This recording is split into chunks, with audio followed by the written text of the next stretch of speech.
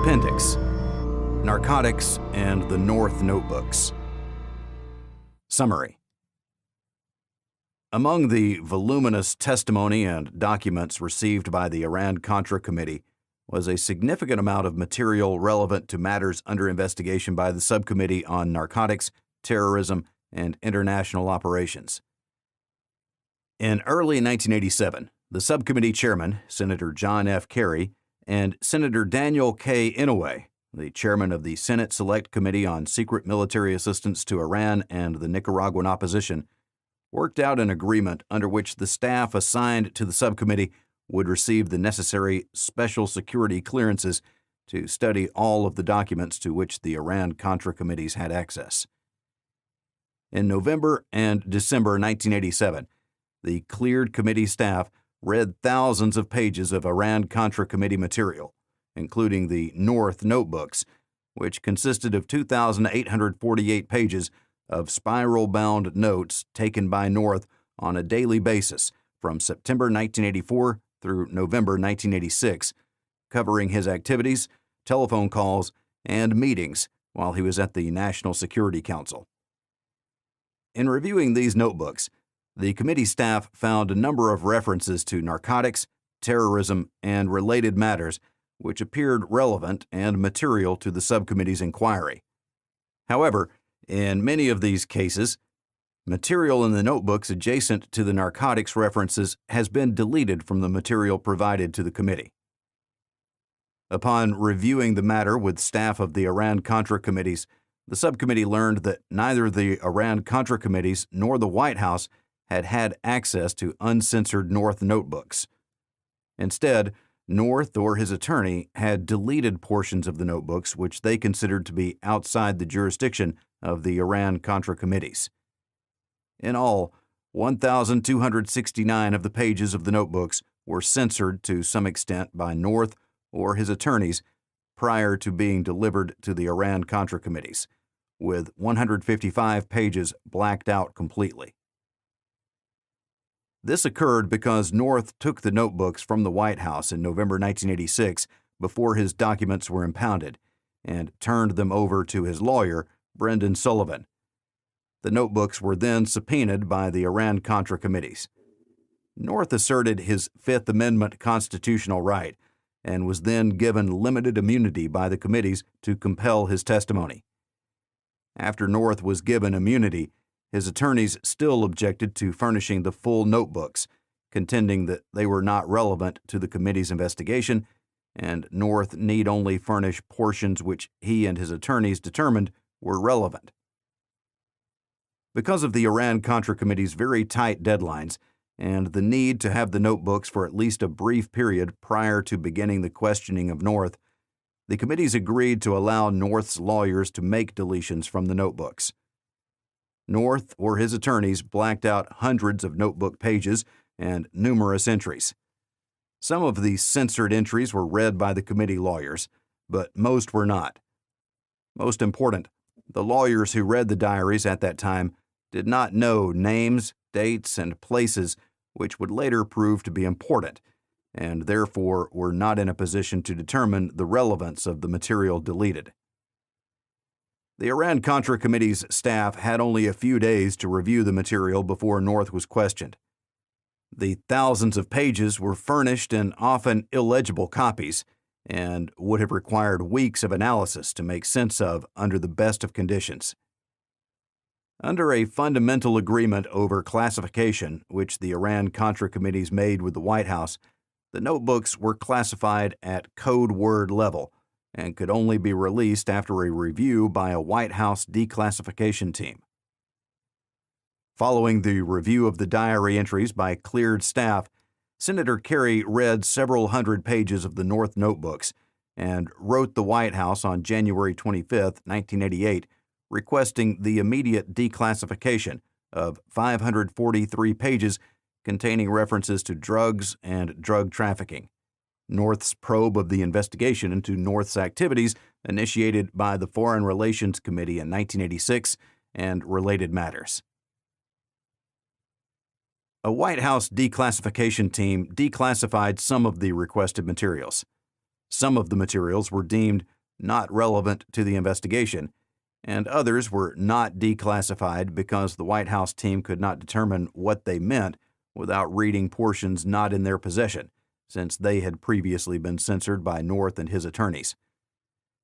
The White House did not declassify 104 pages requested by the committee staff, contending that all further declassifications would have to await the processing of materials necessary for independent counsel Walsh in connection with the prosecution of Admiral John Poindexter, North, Albert Hakim, and Richard Secord for alleged criminal activity in connection with their roles in the Iran-Contra affair.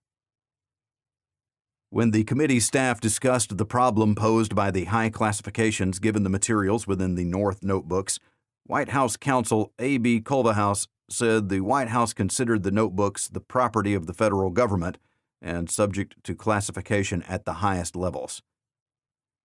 The subcommittee chairman, Senator Kerry, wrote the White House to state that if the notebooks were as sensitive as the White House contended, they should not be allowed to remain in the possession of either North, whose clearances had been terminated and who remained under indictment, or in the hands of his attorneys, who cannot be cleared to the code word level.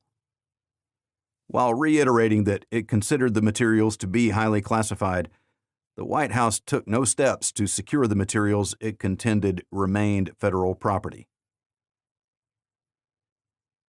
Committee action. On April 26, 1988, the committee voted 17-1 to approve a subpoena for the full North notebooks. The subpoena was served on Lieutenant Colonel North. On May 10, 1988, North's attorney, Brendan V. Sullivan, Jr., appeared before a committee hearing called for the purpose of receiving the subpoenaed materials. Sullivan provided no materials and asserted North's Fifth Amendment privilege. He further asked the committee to rescind the subpoena on the grounds that its issuance would jeopardize North's right to a fair trial, and that the material requested was beyond the jurisdiction of the Foreign Relations Committee. After receiving legal advice from the Office of the Senate Legal Counsel, the committee voted 10-8 to enforce the subpoena on September 14, 1988, but was unable to secure the materials prior to the end of the 100th Congress. Case study: the drug-related entries. Because of the extensive deletions in the notebooks made first by North and his attorneys, and secondly by the White House, it is difficult to gauge from the non-classified materials of the notebooks the full extent to which the notebooks relate to terrorism or narcotics trafficking, the areas of the subcommittee's direct jurisdiction. However, even in their highly incomplete state, the notebooks do contain numerous references to drugs, terrorism, and to the attempts of the committee itself to investigate what North was doing in connection with his secret support of the Contras.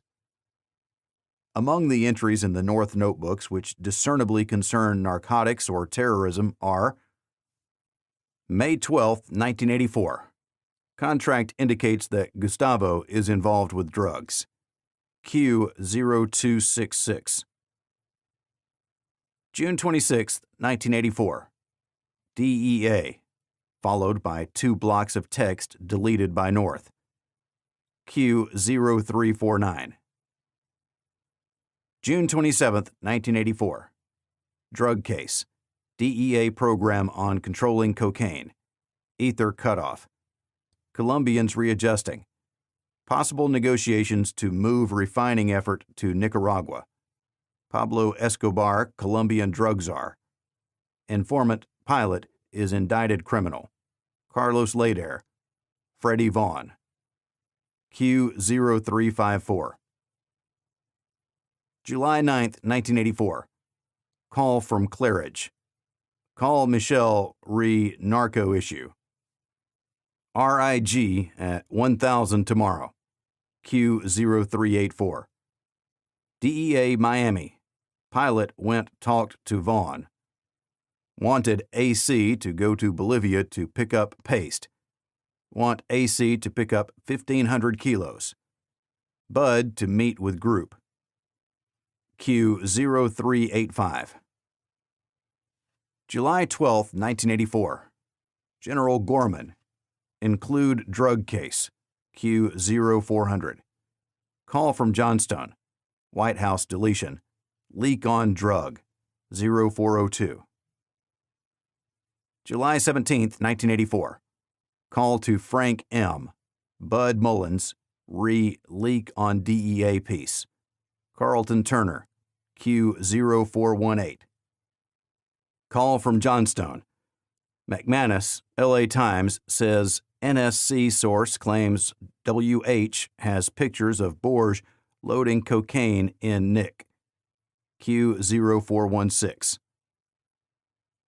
July 20th, 1984. Call from Claridge. Alfredo Cesar, drugs. Borge, Owen, leave hole alone. Deletions. Los Brasiles Airfield. Owen off hole. Q0426. July 27, 1984. Claridge.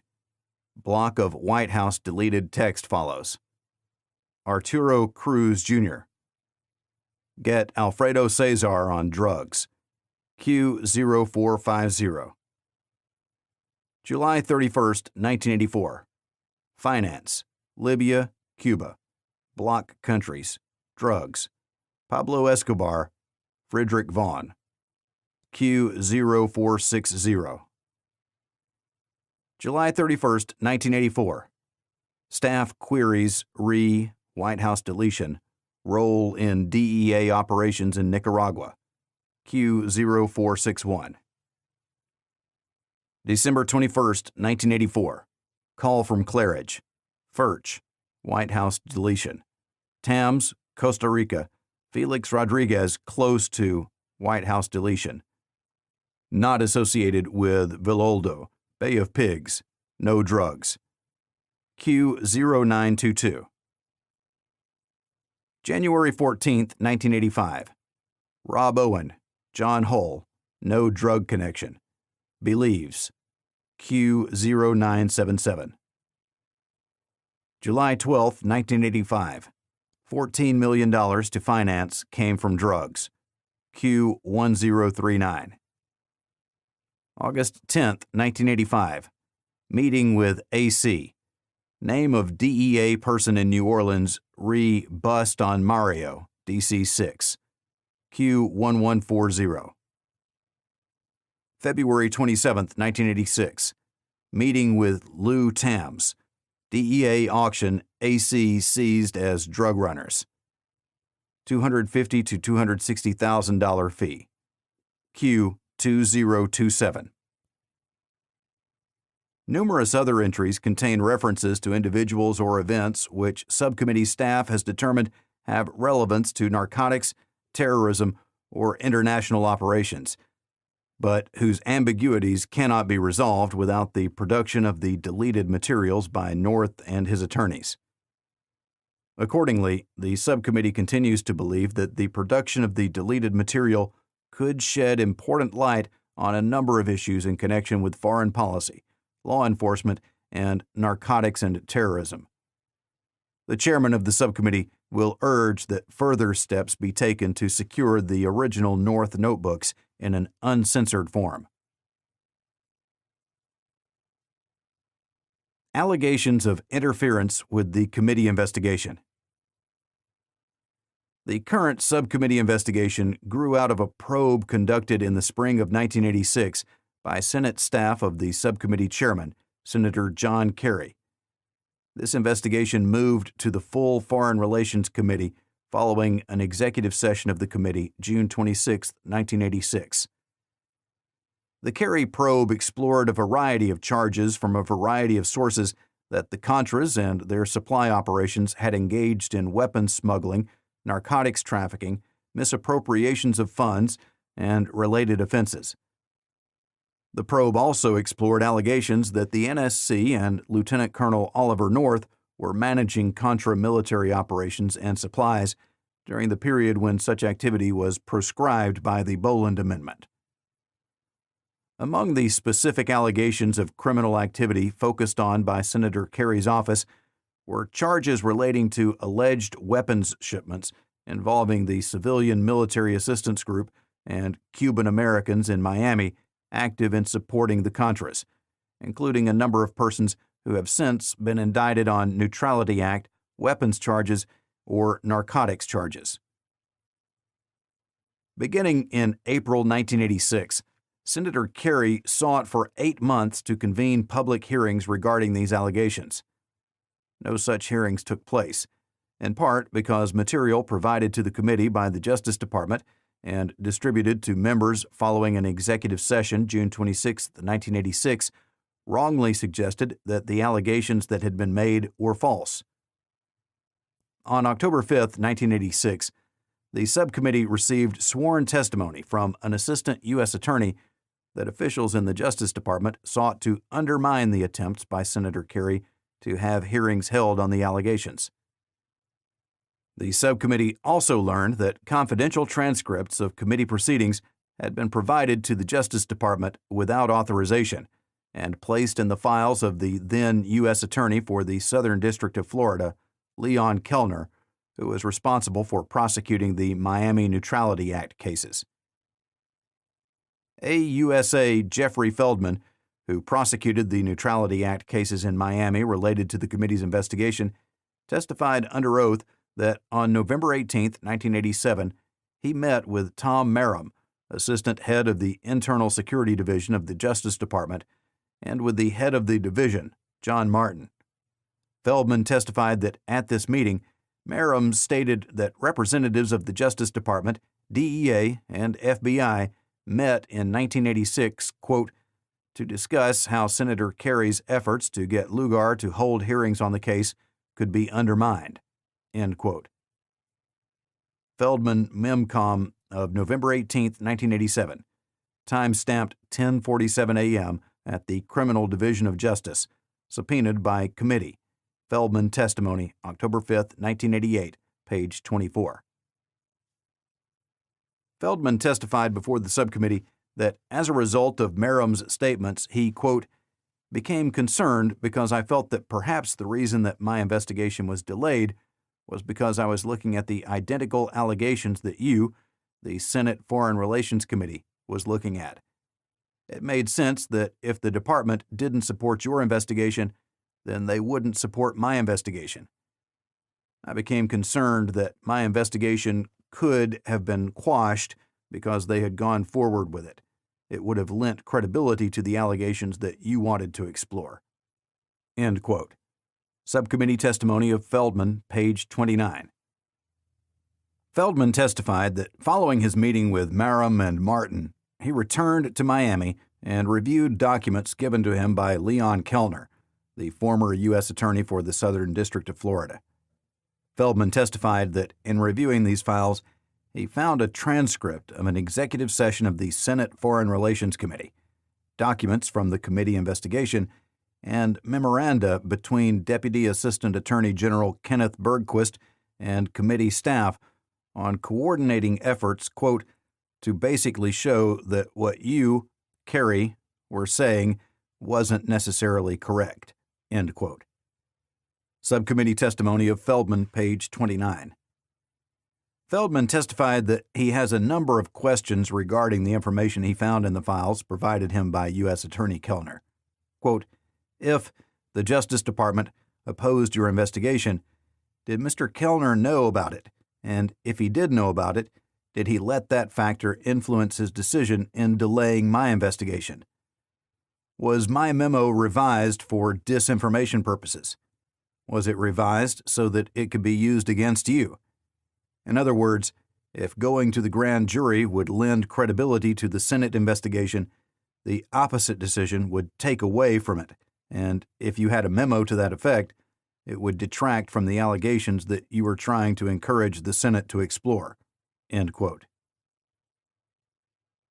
Feldman testified that he had recently learned that his memo, classified sensitive, had been leaked to the Senate Foreign Relations Committee. He testified that he had recently reviewed a June 26, 1986 memorandum prepared by committee staff in connection with reviewing the Kerry allegations. Upon reviewing that committee memo, Feldman determined that it incorporated information from Feldman's memo to Kellner, including some material which was verbatim. Feldman testified that his memorandum had a sensitive classification on it and was prepared because Kellner asked Feldman to produce it, not for the purpose of going to a grand jury. Feldman testified that he would not draw conclusions as to the meaning of the documents he found, but that the documents Kellner had given him, taken together with Merrim's statements, had aroused, quote, questions in my own mind again about why the memo was changed, end quote. Previously, Feldman had testified before the Iran-Contra committees that a memorandum he wrote recommending that the cases he was investigating be taken to a grand jury had been rewritten without his knowledge in late May 1986. Feldman testified that the recommendation had been changed to suggest that a grand jury would be merely a fishing expedition. Before the subcommittee, Feldman testified that the statements made by Merrim could create an inference that the decision not to move to a grand jury had been taken in order to slow down the Foreign Relations Committee inquiry. In testimony under oath, Merrim denied having told Feldman that there had been an agreement to undermine the committee's investigation into the allegations concerning the Contras.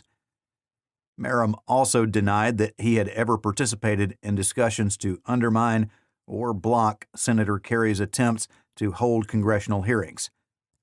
Merrim said it was true that the Justice Department and the other participants in the meeting were opposed to such hearings taking place. Subcommittee deposition of Thomas E. Merrim, October 25, 1988, page 56. Merrim testified that he was, quote, totally unaware of anything that could even be construed as an unethical attempt to mislead the committee, end quote. Merrim added that he did, quote, recognize that the department saw no need to have hearings about a matter which we were handling, end quote. On November 7, 1988, Assistant Attorney General Mark Richard testified that Feldman was wrong about there being any meeting attended by Richard in which there was any attempt to undermine Senator Kerry's attempts to have hearings. Subcommittee deposition of Richard, page 37. Richard said he was aware of a meeting which had taken place May 2, 1986, regarding the Kerry allegations, which he did not attend, and a second meeting on October 15, 1986, which he did attend. Richard testified that the latter meeting, attended by 20 to 25 people, went down the list of outstanding items requested by the committee to inventory and respond to them. Richard recalled that the DEA did not want to provide any of the information the committee had requested. Richard emphasized that his concern was to respond to the committee's requests, not to block them. Richard recalled seeing the transcript of the Foreign Relations Committee executive session of June 26, 1986, but could not recall where or from whom he obtained it. Richard testified that he was, quote, aware of nothing that I would characterize as a sinister effort to frustrate, end quote, the committee. Former Miami U.S. Attorney Leon Kellner testified before the subcommittee that he did not recall seeing most of the documents which Feldman testified he had been given as a file by Kellner. Kellner stated that he did recall previously reading the transcript of the June 26, 1986 closed session of the committee, which discussed allegations concerning drug trafficking, weapons violations, corruption, and related charges concerning the Contras, but he did not know how he got the material. Subcommittee deposition of Leon B. Kellner, November 8, 1988, pages 10 and 11. Kellner testified that he talked to Justice Department spokesman Pat Korten in May of 1986 after Korten told the New York Times that the allegations concerning the Miami Neutrality Act cases had been investigated and found not to be true. Kellner testified that he told Korten his statements had not been correct and it was improper to comment on pending investigations. Kellner said that if anyone had come to him and asked him not to go forward with the case because of national security reasons, Kellner would throw the person out of his office. The subcommittee obtained departmental correspondence from the Miami U.S. Attorney's Office between Associate Attorney General Steve Trott and Deputy Assistant Attorney General Ken Bergquist regarding the Justice Department's response to committee inquiries in the spring and summer of 1986. These documents show that Bergquist sought to release some material from the Miami investigation in order to put to rest contentions that the Justice Department was engaged in a cover-up. These documents, including memoranda between Trott and Bergquist, further showed that the Justice Department closely monitored press accounts of the committee's interest in the allegations concerning the Contras. The memoranda, together with statements made by Justice Department officials to reporters writing about the allegations, also document that some officials in the Department of Justice sought to discredit both the allegations concerning criminal activity relating to the Contras and the persons making these allegations. Bergquist testified that he provided the committee with the arrest records and law enforcement histories of 4 individuals who had been identified as the key persons making the charges concerning the Contras. Subcommittee deposition of Ken Bergquist, September 28, 1987, page 17. Bergquist testified that the Office of Legislative Affairs of the Justice Department was provided by July 1986 with a copy of the Feldman Memo regarding whether to take the Miami cases to a grand jury. He testified he might also have seen it earlier, quote, when Leon Kellner came by, end quote. Bergquist deposition, page 59. Bergquist testified that the Feldman Memo was the only material he was provided from the investigative files of the Miami investigation, and that he received it from John Bolton, who in turn received it from Mark Richards. Bergquist testified that he never had participated in any effort to interfere with Congress or any committee of Congress, and had never knowingly misled Congress or any committee. More recently, Bergquist denied participating in, quote, any deliberate attempt to undermine a Senate probe, end quote, but admitted the administration opposed the hearings. U.S. News and World Report, December 5, 1988. The testimony before the subcommittee by these witnesses and the documents provided the subcommittee by the Justice Department conflict in many essential areas. However, the material does enable the subcommittee to reach some conclusions as to what happened. It is clear that 1. Confidential materials of the Foreign Relations Committee were improperly provided to the Justice Department and to the U.S. Attorney responsible for deciding whether or not to bring allegations being investigated by the committee to a grand jury. 2. Confidential law enforcement information from the Miami investigation was selectively made available to the committee while the Miami investigation was pending, at a time when the Justice Department was taking the position that no such material would be provided the committee on any pending case and without the knowledge of the AUSA handling the case in Miami. 3. The Justice Department provided information to the committee that tended to discredit the allegations being investigated. The Justice Department advised the committee that the persons who had made the allegations to Senator Kerry's staff had significant credibility problems, and that there was no truth to the allegations under investigation by the committee. Justice Department officials made similar statements to the press, attacking the credibility of potential witnesses and stating that the allegations under investigation by the committee had been investigated and determined to be false. 4. The Justice Department did not provide information to the committee that would have corroborated the allegations being investigated by the committee, although the FBI possessed such information. In light of the information possessed by the FBI, the information that was provided to the committee by Justice Department officials was misleading. Statements made to the press by Justice Department officials regarding the allegations were also misleading. The conflicting testimony under oath raises serious questions about the actions of Justice Department officials which this committee cannot answer. 1.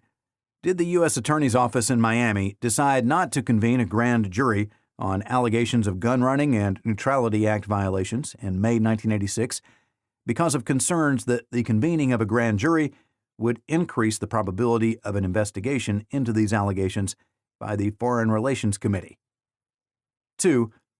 Did Justice Department officials seek to interfere with the committee investigation because the investigation might damage the administration's goal of supporting the Contras? Related questions are raised by entries in the personal notebooks of Oliver North, which appear to concern the committee and Kerry probes. The declassified North notebook entries include references to the Kerry and Foreign Relations Committee investigations and investigators on April 18, 1986, April 22, 1986, May 1, 1986, May 13, 1986, June 2, 1986, June 17, 1986, October 15, 1986, November 19, 1986, November 21, 1986.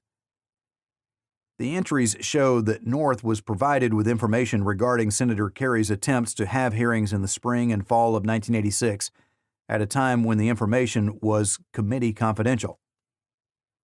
The North notebook entries raise the further question of whether North and others working with North took steps to interfere with the committee investigation.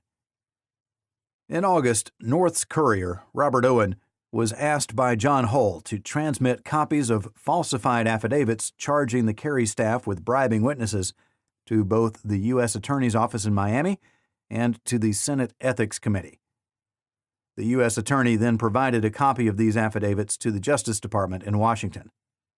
Shortly thereafter, these false charges against Kerry's staff appeared in press accounts while the committee investigation was pending. Taken together, these facts raise the question of whether North, Owen, and Justice Department officials may have sought to discredit the Kerry investigation because of concerns that it might harm the administration's efforts to support the Contras. The subcommittee views the allegations that high-ranking officials, including officials in the Justice Department, may have acted in concert to obstruct the committee investigation to be quite serious.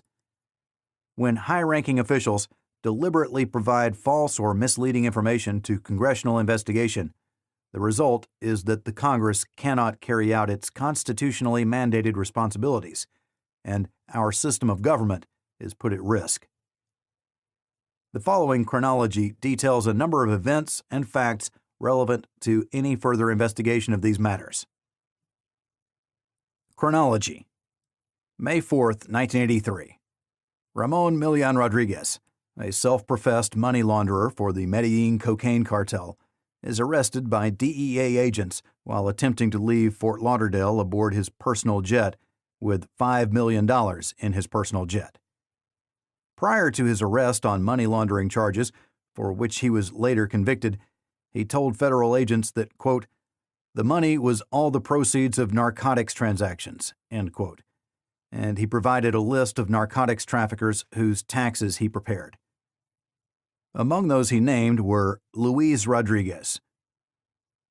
Records of Milian Rodriguez seized by federal agents when he was arrested May 6, 1983, include numerous references to the services he provided Luis Rodriguez and showed Luis Rodriguez's address to be 535 Southwest 98th Place in Miami, the corporate address for Ocean Hunter, a seafood import business.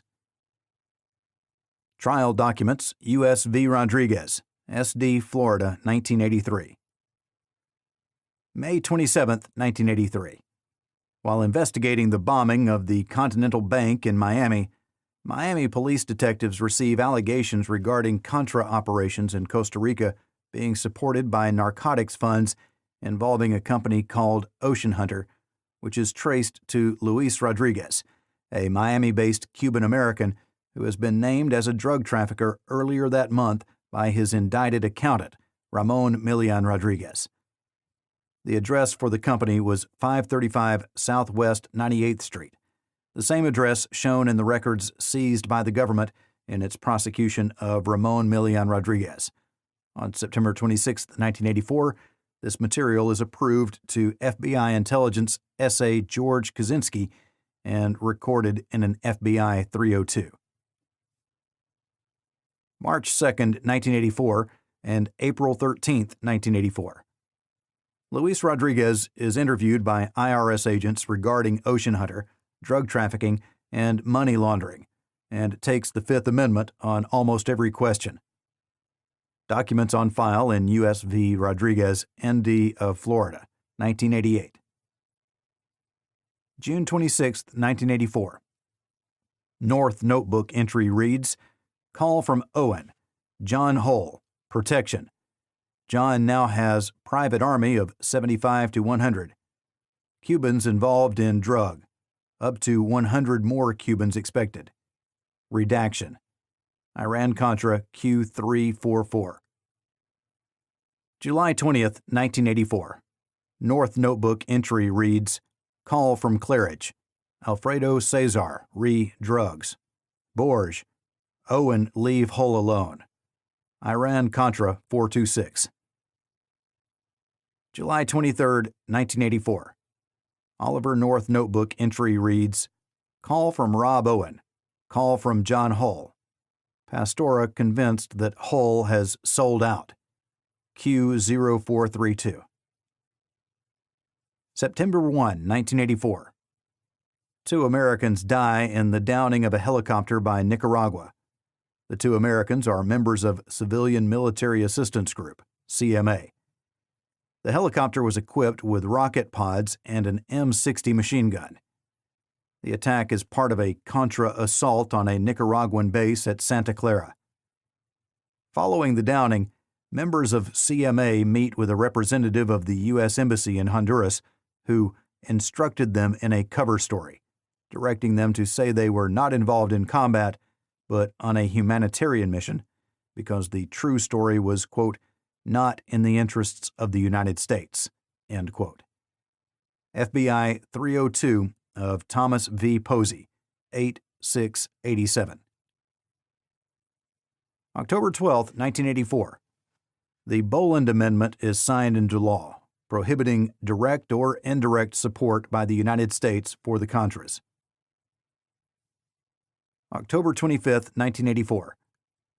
FBI SA George Kaczynski interviews Rafael Torres Jimenez, who states that he has been working with Contra leader Eden Pastora in Costa Rica to fight the Sandinistas as part of a group of Miami Cubans, including Frank Castro and René Corbo, who established a military camp in Costa Rica. Jimenez states that some of the Cuban Americans had obtained weapons and explosives in Florida for foreign operations. FBI 302 of December 17, 1984. November 29, 1984. FBI SA George Kaczynski interviews Joseph Marcos in connection with the Continental Bank bombing investigation. Marcos advises him that a group of Cuban Americans have established a military camp in Naples, Florida, and that Mariel boat Cubans, Marielitos, and Contras were being trained in the camp before going to Costa Rica to receive additional military training and to participate in military operations against the Sandinistas. FBI 302 of December 17, 1984. December 12, 1984. Frank Camper, who operates a mercenary training school in Dolomite, Alabama, reports to the FBI that there are approximately, quote, 12 U.S. citizen volunteers and 50 or more FDN trainees training for deep penetration raids into Nicaragua, end quote, and that the operation involves Posey and members of CMA, along with a Colonel Flacco. Camper document subpoenaed by Subcommittee. Mid-December 1984. Meeting at Adolfo Calero home in Miami to discuss Southern Front operations of Contras. The attendees discussed what CMA could do on the Southern Front with Hull as the coordinator. Attendees: Adolfo Calero, John Hull, Robert Owen, Felipe Vidal Santiago Morgan, Enrique Bermudez, Joe Adams Terradon, Jack Terrell Flacco, Lanny Duke Doc Zorro, Aristide Sanchez, Donald Lacey, and Frank Chains. Subcommittee depositions of Terrell, and Adams, Iran-Contra deposition of Robert Owen. Appendix B, Volume 20, pages 799 to 800. January 14, 1985. North Notebook entry. Rob Owen, John Hull. No drug connection. Believes. Iran-Contra, North Notebook Q0977. January 24, 1985. Rene Corvo tells FBI S.A. George Kaczynski that he is the military leader of a Contra training camp in Naples, Florida, working with Francisco Chains and Moises Nunez, together with John Hall, who is assisting the Contras from his Costa Rican ranch. FBI 302, March 1, 1985. February 15, 1985. Frank Castro, a Cuban-American who had previously been convicted on marijuana importation charges in connection with a spinoff of the DEA Grouper case, tells FBI S.A. George Kaczynski that he is backing actions against communist targets outside of the United States and has been providing Rene Corvo's military camp with military gear. Castro tells Kaczynski about the involvement in the Contra War of John Hall, who has large holdings of farmlands in Costa Rica. FBI 302, March 8, 1985. February 1985. Life magazine identifies Bruce Jones as, quote, a CIA man in Nicaragua, end quote, and describes his 55-acre citrus farm in the jungles of northern Costa Rica, 30 miles from the Nicaraguan border, a farm which is actually controlled by John Hull. February 1985, Life. February 1985. CMA leader Tom Posey is arrested in Miami on weapons charges, where he meets Jesus Garcia, a booking officer who offers to work with Posey in providing assistance to the Contras. Iran-Contra deposition of Feldman, Appendix B, Volume 10, page 42. February 1985. At Howard Johnson's Motor Lodge in Miami, group of American mercenaries associated with CMA are introduced to Rene Corvo and others involved in Cuban-American operation in support of Contras, and discuss Contra training activities in Central America. Mercenary Stephen Carr agrees to go to Costa Rica to help train Contras. See Iran-Contra deposition of Owen, Appendix B, Volume 20, page 799. Kerry staff interview of Stephen Carr in La Reforma Prison, San Jose, Costa Rica, March 9, 1986. Late February, early March 1985. Owen goes to Costa Rica at the request of Colonel North to coordinate meeting of Contra groups. He is accompanied by Frank Gomez of International Business Communications and Jonathan Miller of the NSC. Iran-Contra deposition of Owen, Appendix B, Volume 20, pages 658 through 660. March 3, 1985. Soldier of fortune Steve Carr and Cuban named Papito load van full of uniforms, boots, and medicine aboard cargo plane at Fort Lauderdale Hollywood Airport. FBI 302s of San Francisco Papito Hernandez, June 17, 1986, and June 24, 86. March 6, 1985. In Miami, Carr picks up 14-foot 20mm cannon with 150 rounds, a box of 30 G3 automatic rifles, and a box of M16s, two 60mm mortars and 80 to 100 mortar rounds, and a 50 caliber machine gun with 250 rounds of ammunition. Carr, Corbo, Thompson, and Carr aboard flight from Fort Lauderdale Hollywood Airport. Flight is on American Flyers, a Fort Lauderdale air charter company owned by Daniel Vasquez III, twice convicted of running guns to Cuba in the 1950s and 1960s. Plane flies into Ilopango, military airfield in El Salvador. No customs checks. Material is offloaded. Includes 14-foot-long 20mm cannon, AK-47 automatic rifles, etc. These weapons were collected from the residences of Corbo and of Frank Chains of Ocean Hunter, the partner of Luis Rodriguez. FBI 302s of Corbo, Papito, documents produced by FBI in U.S. v. Corbo et al., SD, Florida, 1988, including false customs declaration, cargo manifest, and records of Florida Aircraft Leasing Corporation. March 9, 1985. Hull pays to fly British mercenary Peter Glibbery from Miami to Costa Rica in support of Contra military activities. Iran-Contra deposition of Robert Owen, Appendix A, Volume 20, page 797. March 1985. John Hull says he has a friend at the National Security Council who puts $10,000 a month in Miami bank account for him. Hull also tells Carr and Glibbery around March 17th or 18th that he had gotten a call from his friend at the NSC who told him the FBI was investigating him for drug trafficking, and that his friend said, quote, "For God's sake, tell me if you are so we can do something," end quote. Kerry's staff interview of Peter Glibbery, March 9, 1986, and May 26, 1986. Owen confirms $10,000 a month came from Contra funds maintained by Adolfo Calero. Iran-Contra deposition, Appendix B, Volume 20, pages 650 and 651.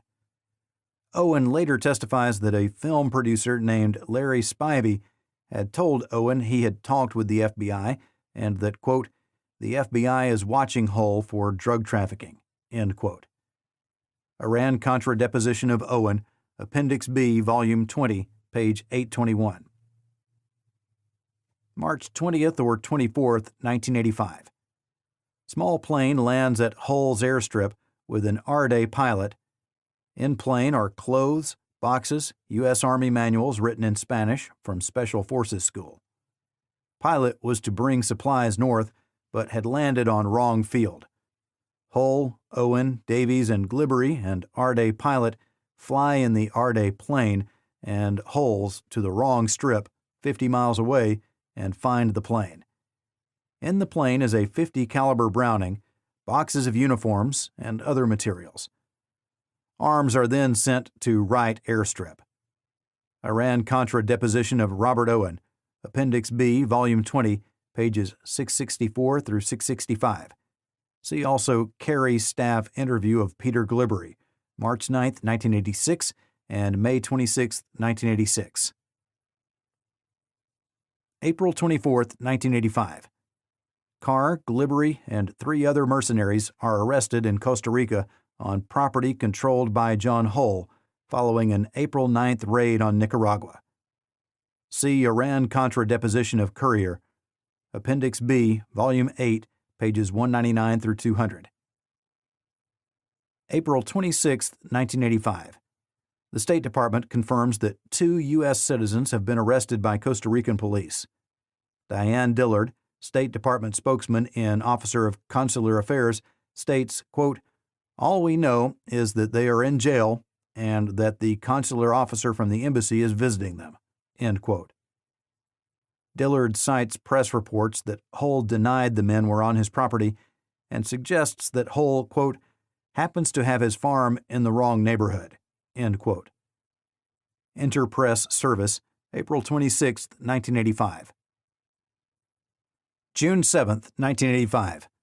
Adolfo Calero meets with Robert Owen to conclude purchase of weapons and ammunition for Contras, after telephone calls involving General Singlaub, who was providing the weapons, and Lieutenant Colonel North, who was overseeing the purchase.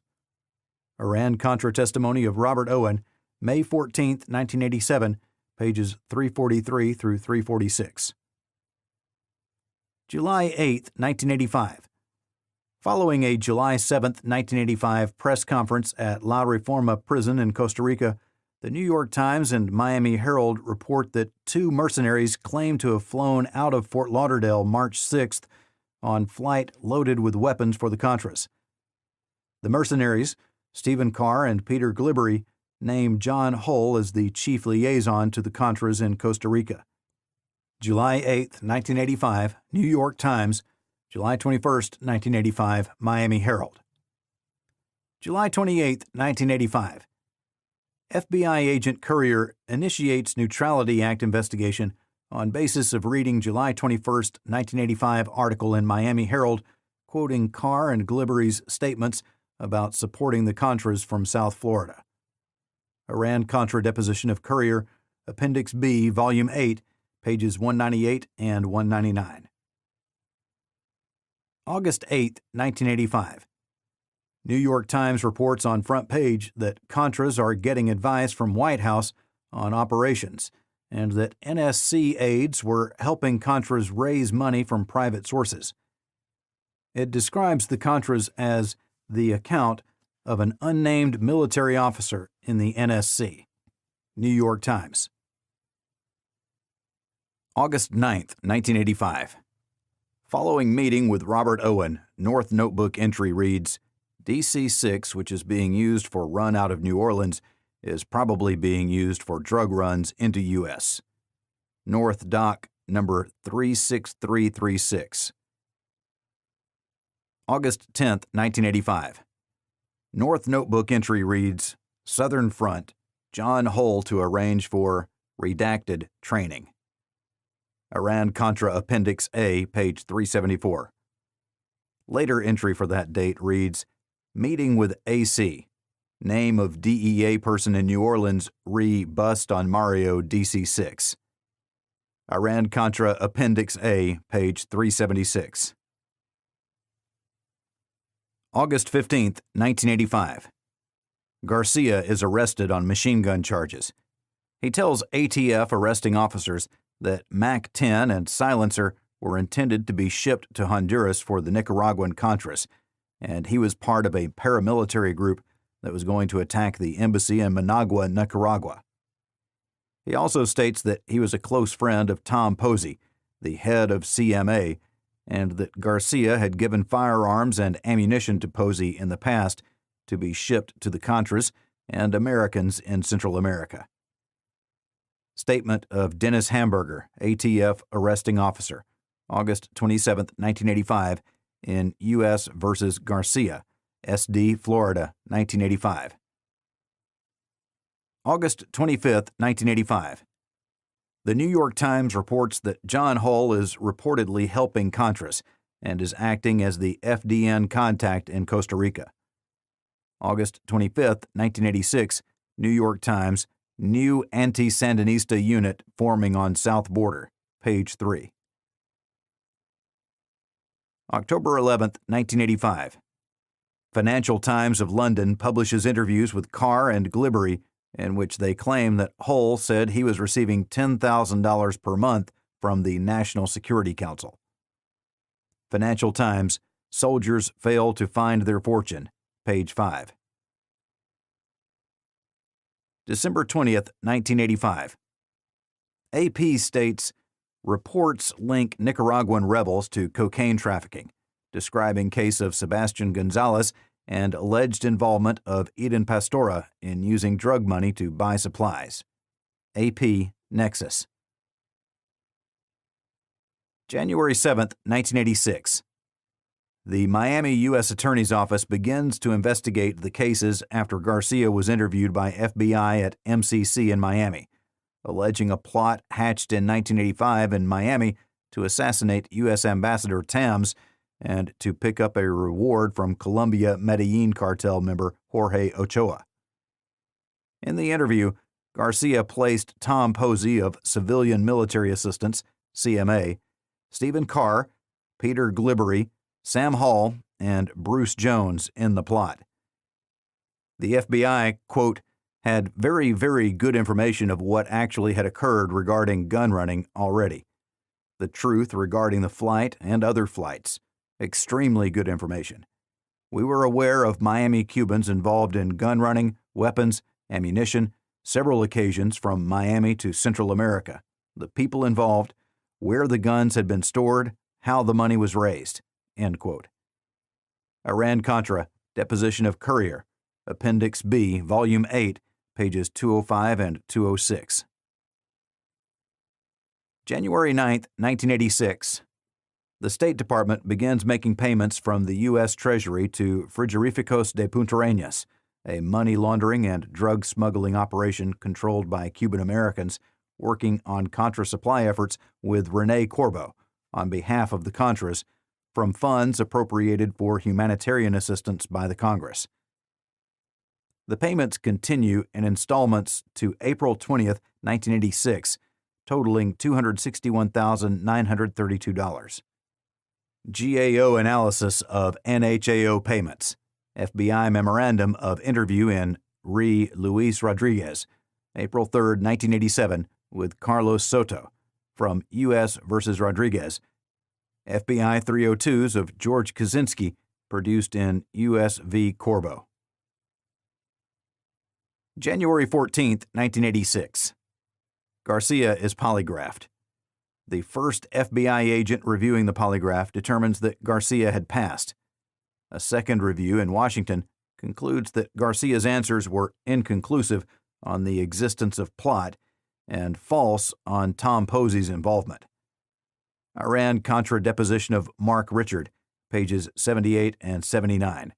Courier, Volume 8, pages 205 and 206. January 22, 1986. AUSA Jeffrey Feldman's notes on Garcia allegations include René Corbo and John Hull. Feldman, 20. Between that date and mid-March, the FBI continued its investigation. The FBI agents involved, Kevin Courier and George Kaczynski, discussed impaneling a grand jury as early as February. The name of Oliver North comes up in FBI Miami Corbo Garcia investigation in this period. Iran-Contra deposition of Courier, Appendix B, Volume 8, pages 211 and 212. February 7, 1986. Senator Kerry learns of Garcia's allegations regarding private assistance efforts on behalf of the Contras involving alleged weapons and narcotics violations. Senator Kerry asks his staff to meet with Jesus Garcia at Metropolitan Correctional Center in Miami. Garcia suggests Senate staff interview Carr and Glibbery to confirm his allegations. March 5, 1986. GAO's Frank Conahan testifies before Subcommittee on Western Hemisphere Affairs of House that $7.1 million of humanitarian aid distributed by NHAO contains no audit trail showing payments from brokers' accounts to suppliers, and only partial documentation of shipments from the suppliers to the resistance forces. Records subpoenaed by House Subcommittee reveal payments by the State Department to Frigorificos de Punta Arenas, with the signatories on the bank account being Luis Rodriguez, Frank Chains, and Moises Nunez. Chains and Nunez have previously been cited in FBI investigative reports for their involvement with the Contras in Central America. Chains has been named as a narcotics trafficker to the FBI, and Luis Rodriguez has been named as a narcotics trafficker and previously taken the Fifth Amendment in response to questions by the IRS. NHAO documents and GAO analysis of bank records subpoenaed by House Subcommittee. FBI 302 of George Kaczynski, September 24, 1984. IRS interview on file in U.S. v. Rodriguez, ND, Florida, 1988.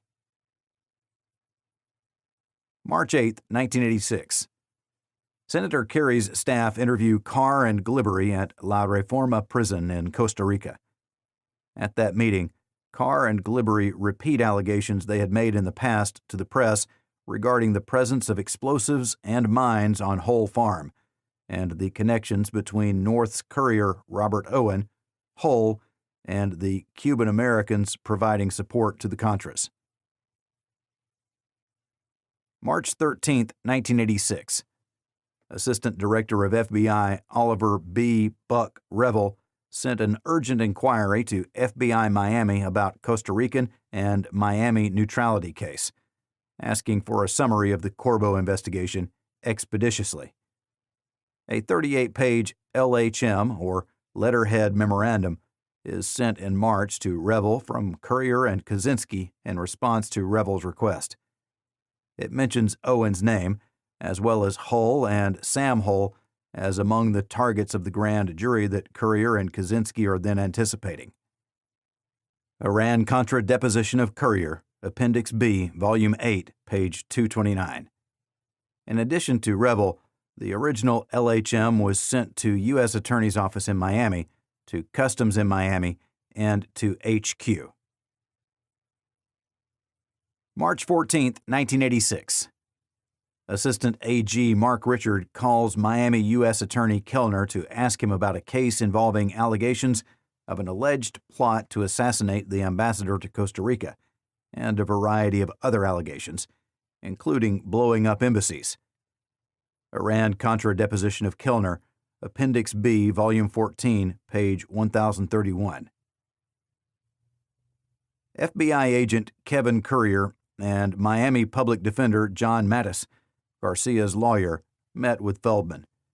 Feldman brings customs declaration forms on March 6th flight and hotel bills confirming Garcia's claim that Carr and Thompson were at Howard Johnson's hotel in Miami.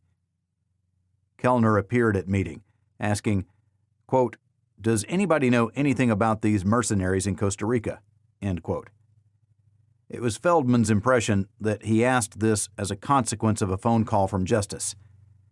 As a result of Kellner's interest, Feldman decides the case was more important than he previously thought.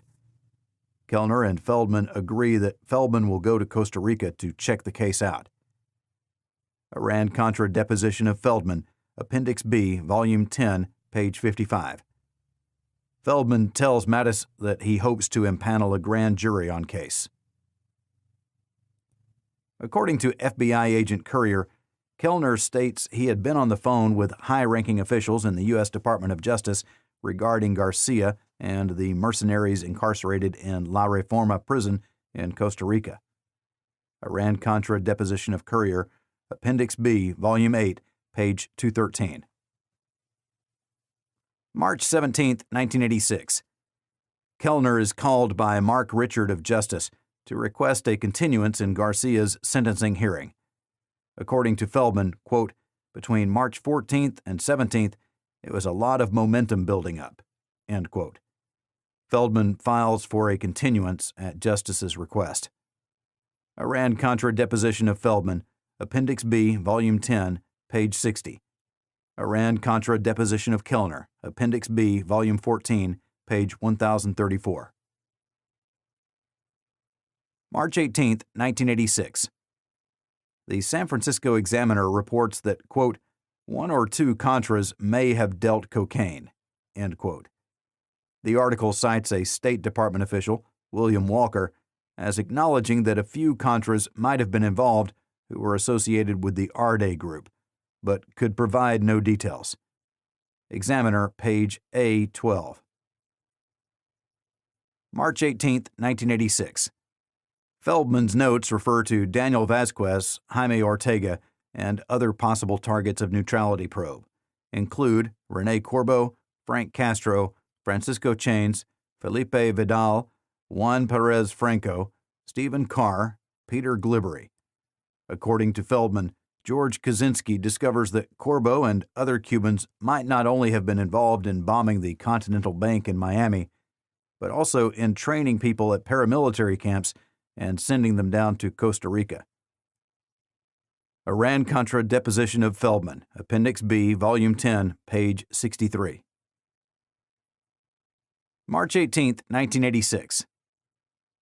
Feldman draws up list of witnesses, which includes the pilot of the March 6th weapons flight plane, Daniel Vasquez, Martha Honey, Tony Avergan, John Mattis, Jesus Garcia, Jack Terrell, and Alan Saum. Iran-Contra deposition of Feldman, Appendix B, Volume 10, page 64. March 20, 1986. Deputy Attorney General Lowell Jensen sends letter from FBI Assistant Director Oliver Buck Revel regarding neutrality matters investigations. Content of entire memo redacted before sent to Iran-Contra Committee. See Iran-Contra Exhibit EM 73. March 21, 1986. Feldman makes note to make travel arrangements to meet with Jack Terrell in New Orleans. Terrell has previously given a statement to an FBI officer in New Orleans. Iran-Contra deposition of Feldman, Appendix B, Volume 10, page 66. March 24, 1986. Assistant Attorney General Stephen S. Trott writes Assistant AG Mark Richard to, quote, "Please get on top of this. DLJ, Lowell Jensen, is giving a heads up to the NSC. He would like us to watch over it. Call Kellner, find out what he is up, and advise him that decisions should be run by you." End quote. Iran-Contra Exhibit EM-73. Iran-Contra deposition of Richard, Appendix B, Volume 23, page 55.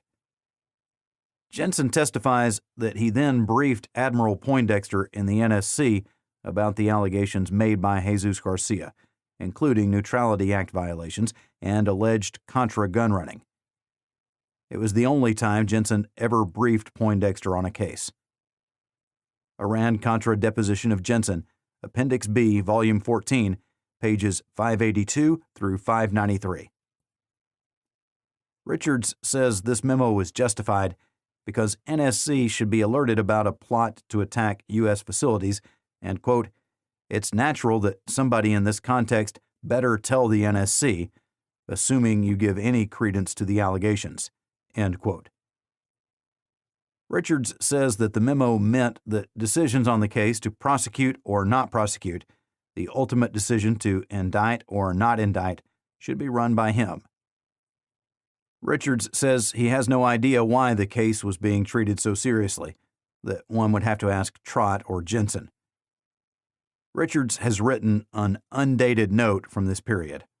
Hull, CIA. After March 24, 1986, North is provided an FBI investigative report on the Miami investigation written by Kaczynski, according to Justice Department spokesman. The report is later found in North's files at the NSC after the Iran-Contra affair is uncovered. The exact date North received the document is unspecified. See AP, North got FBI report on Contra supply probe, officials say. April 14, 1987. March 25, 1986. Feldman and FBI SA Kaczynski meet with disaffected Contra mercenary Jack Terrell in New Orleans, who describes paramilitary activities of CMA, Terrell, Posey. Terrell is questioned for 14 hours. Feldman said Owen was CIA. Iran-Contra deposition of Feldman, Appendix B, Volume 10, page 69. Deposition of Courier, Volume 8, page 217. March 26, 1986. Assistant Attorney General Mark Richards notes that he, quote, "spoke to Kellner, AUSA not back from New Orleans file, Contra folder," end quote. According to Richard, Kellner said story was, quote, "something being manipulated by a couple of reporters," end quote, and by Garcia to mitigate his sentence, and involved, quote, "CIA involvement in this transaction, government irregularities, and what have you," end quote. Iran-Contra deposition of Richard, Appendix B, Volume 23, page 66. March 27, 1986. Feldman meets with Kellner, discusses Terrell interview and confusion about, quote, "thousands of allegations," end quote, flying around, including assassination plot on ambassador, mercenaries in Honduras, and common threats were people who were attempting to assist the Contras. According to Feldman, Kellner and Feldman were both very confused about allegations. Iran-Contra deposition of Feldman, Appendix B, Volume 10, page 70. March 28, 1986. Feldman meets with Kellner for 6 hours. Kellner has no recollection of substance of meeting. Feldman has no recollection of substance of meeting. It ends with Kellner advising him to go to Costa Rica. Feldman cannot recall whether he discussed Oliver North or Feldman with Kellner at meeting. Iran-Contra deposition of Feldman, Appendix B, Volume 10, page 71. Iran-Contra deposition of Kellner, Appendix B, Volume 14, page 1040. Prior to March 30th, 1986, Feldman has developed chart showing Oliver North, National Security Council, Staff Intelligence Advisor, CIA, Rob Owens, State Department, something AID, John Hull. From Hull are lines to Bruce Jones, Jim Denby, then a line from Hull to FDN, and from FDN to Cuban Allegiance Legion, Rene Corbo's organization. Feldman states that his, quote, earliest notes showed a reference to North, end quote. Iran-Contra deposition of Feldman, Appendix B, Volume 10, pages 72 and 73. March 31st, 1986. Feldman, Courier, and Kaczynski fly to Costa Rica and go to U.S. Embassy, where they are advised by Assistant Security Office Jim Nagel that Ambassador Tams wishes to speak to them. Feldman, quote, pulled out my little chart with Oliver North, Rob Owen, and John Hull. The ambassador turned white. The only thing he said when I pulled out the chart was, "Get Castillo in here," end quote.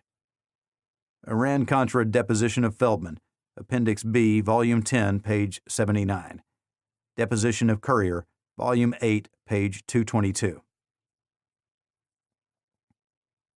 March 31, 1986. Thomas Castillo is introduced to Feldman as CIA station chief in Costa Rica, with Tams present. Castillo tells Feldman that Hull was classified U.S. equipment prior to 1984 and used by U.S. military to deliver supplies to Contras prior to the Boland Amendment. Iran-Contra deposition of Feldman, Appendix B, Volume 10, pages 80 and 81. Castillo tells Feldman Hull hasn't been involved in any military capacity for USG or Contras since March of 1984, but that Corbo is a renegade without any ties and has 50 people operating in Costa Rica out of Hull's ranch. Castillo requests that Feldman or Justice contact him if Justice is to take action against Hull. Accuses Honey and Irvagan of being tied into September murder and of being Sandinista agents. Castillo tells Feldman that, quote, I can tell you for a fact that John Hull knows both Rob Owen and Oliver North, end quote, and that North, quote, is the person who introduced me to the President of the United States last week, end quote. Iran-Contra deposition of Feldman, Appendix B, Volume 10, pages 82 and 83. March 31st, 1986. According to Courier, Castillo said Corbo was in Costa Rica near Upala, worked with Fernando El Negro Chamorro, that the CIA had an association with Chamorro and Vidal, but that Corbo was a renegade, and that the CIA used Hull's farm until March 1984. Deposition of Courier, Volume 8, page 224. March 31st, 1986. Feldman concludes that Castillo is directing Justice to go after Corbo and leave the other people alone. Iran-Contra deposition of Feldman, Appendix B, Volume 10, page 85. March 31st, 1986.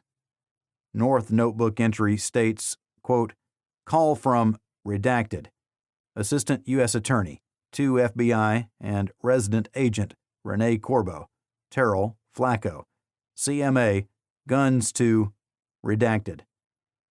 North notebook number Q2078. April 2nd, 1986. Feldman becomes increasingly certain he is being watched while in Costa Rica. Nagel, security officer of state at embassy, advised Kaczynski that, quote, the U.S. ambassador is the law, and Feldman, Kaczynski, etc. are here through his graciousness. There are other agencies that had their operational requirements, and we should not interfere with the work of these agencies, end quote. Iran-Contra deposition of Feldman, Appendix B, Volume 10, page 86. April 3rd, 1986. Hull calls Feldman, tells him he won't speak to him on advice of counsel. Feldman asks whether anyone at the U.S. Embassy had advised him not to talk. Hull denies this. Kirk Cotula at the embassy then admits 40 minutes later that Cotula advised Hull not to talk. Feldman testifies that he has caught Hull in a dead lie. Feldman, 59. But Feldman tells Currier that embassy staffer Fitzgerald has told him that Hull went to the embassy, spoke to Tams, and that Hull had been in contact with the NSC regarding the FBI justice inquiry. Iran-Contra deposition of Currier, Appendix B, Volume 8, page 227. April 3, 1986. State Department officer Nagel advises Feldman that, quote, Hull is a friend of Ronald Reagan, if you understand what I mean, end quote. Iran-Contra deposition of Feldman, Appendix B, Volume 10, page 89. Quote, they, at the embassy, seemed very protective of Mr. Hull and the others. They didn't interfere, but they were reluctant to help, end quote. Currier, page 224. April 3, 1986. Feldman is told by Vice Consul Paul Fitzgerald at Embassy that Hull had been contacted by the National Security Council and the Voice of America during Feldman's visit. Iran-Contra deposition of Feldman, Appendix B, Volume 10, page 89. Nagel is then following Feldman around remainder of trip, which has Feldman increasingly unhappy. According to Feldman, after the Miami Herald writes about this incident, Cotula told reporters Feldman lied about what happened at Embassy, and the Embassy treated John Hull like they would treat any other citizen. Iran-Contra deposition of Feldman, Appendix B, Volume 10, pages 90 and 91. April 4, 1986. Feldman, Kaczynski, and Currier return to Miami. Currier contacts FBI Headquarters International Terrorist Unit to report what Tams, Castillo, and the others had told him while he was in Costa Rica. Iran-Contra deposition of Currier, Appendix B, Volume 8, page 228. Feldman asks questions and raises issues about Boland Amendment at meeting with Anna Barnett, Larry Scharf, Richard Gregory, and Leon Kellner, asking whether there were criminal penalties attached to Boland. They ask David Lewant to pull a copy off the machine, and he enters meeting. Iran-Contra deposition of Feldman, Appendix B, Volume 10, pages 97 and 98. Kellner can't remember who the government officials were that were being discussed as being involved in connection with looking at the Boland Amendment. Kellner recalls they were looking at the National Security Council, but does not recall them looking at Oliver North. Iran-Contra deposition of Kellner, Appendix B, Volume 14, pages 1128 through 1130. Gregory recalls that the meeting lasted 2 hours, and that Feldman mentioned Oliver North's name as, quote, this fellow North who is behind all of this, end quote, in the bureaucracy. Iran-Contra deposition of Gregory, Appendix B, Volume 12, page 1164. Mark Richard calls Gregory several times after this meeting, asking Gregory to check with Kellner to see what the progress of the investigation is. April 4, 1986. Feldman says that it was at this meeting that newspapers, David Lewant, say Kellner told him to go slow, but that he has no memory of that taking place. He left the meeting with an order to write a memo so that they could study the assassination and gun plots. Kellner expresses little interest in neutrality violation. Iran-Contra deposition of Feldman, Appendix B, Volume 10, page 98. April 4, 1986. Kellner remembers the meeting as including Barnett, Scharf, Gregory, Feldman, and himself, and that Feldman showed him a diagram and discussed the Boland Amendment with him at that meeting. This chart has the name North NSC and Robert Owen on it. Feldman tells Kellner and the rest of the group about his meeting with the CIA Station Chief Castillo. Kellner does not register surprise. Iran-Contra deposition of Kellner, Appendix B, Volume 14, pages 1041 through 1050. Richard says he talked to Kellner in this period regarding Garcia case, but did not ever ask Kellner to slow it down. Iran-Contra deposition of Richard, Appendix B, Volume 23, page 93. Richard says, to his knowledge, no one else did either. Richard is asked whether he discussed with Kellner the implications of the Garcia Neutrality Act case in regard to any pending votes in the Congress. Richard does not answer question directly. Instead, Richard testifies there was, quote, always controversy on one aspect or another of the Contra matter, end quote, but, quote, from my perspective, in dealing with something with the administration issuing all sorts of statements saying, look, the CIA is not doing this, the NSC is not doing this, we were fighting by the Boland Amendment. We're doing this. We're acting in good faith in compliance with the laws. We take the investigation where the facts take us, and then we take the heat when it's not a particularly popular judgment, end quote. Iran-Contra deposition of Richard, Appendix B, Volume 23, pages 93 and 94. Richard testifies that his understanding was that the CIA was denying any relationship with John Hull, that it had previously terminated. Iran-Contra deposition of Richard, Appendix B, Volume 23, page 97. April 7, 1986. Rob Owen writes Oliver North, describing in detail the Feldman investigation and the Feldman, Currier, and Kaczynski visit to Costa Rica, based on a conversation he had with CIA Station Chief Thomas Castillo. Owen notes that, quote, Feldman looks to be wanting to build a career on this case. He even showed Castillo and the ambassador a diagram with your name at the top, mine underneath, and John Hull's underneath mine, then a line connecting the various resistance groups in CR. Feldman stated they were looking at the big picture and not only looking at a possible violation of the Neutrality Act, but at possible unauthorized use of government funds. Exhibit TC-15, Iran-Contra Committees. Owen testifies that he received his information regarding the Justice Department investigation from Hull, CIA Station Chief Thomas Castillo, and possibly from Ambassador Tams. Iran-Contra, Appendix B, Volume 20, page 832. April 7th through May 2nd, 1986. Feldman works on memo about Garcia case, gun running, and assassination plot. Iran-Contra deposition of Feldman, Appendix B, page 99. April 11th, 1986. The Associated Press reports that a federal investigation is underway into assertions that Nicaraguan rebels and some of their non-governmental American backers have engaged in gun running and drug trafficking. The AP says the inquiry was, quote, examining assertions that cocaine was smuggled to help finance the rebels' war effort and that the Neutrality Act was violated.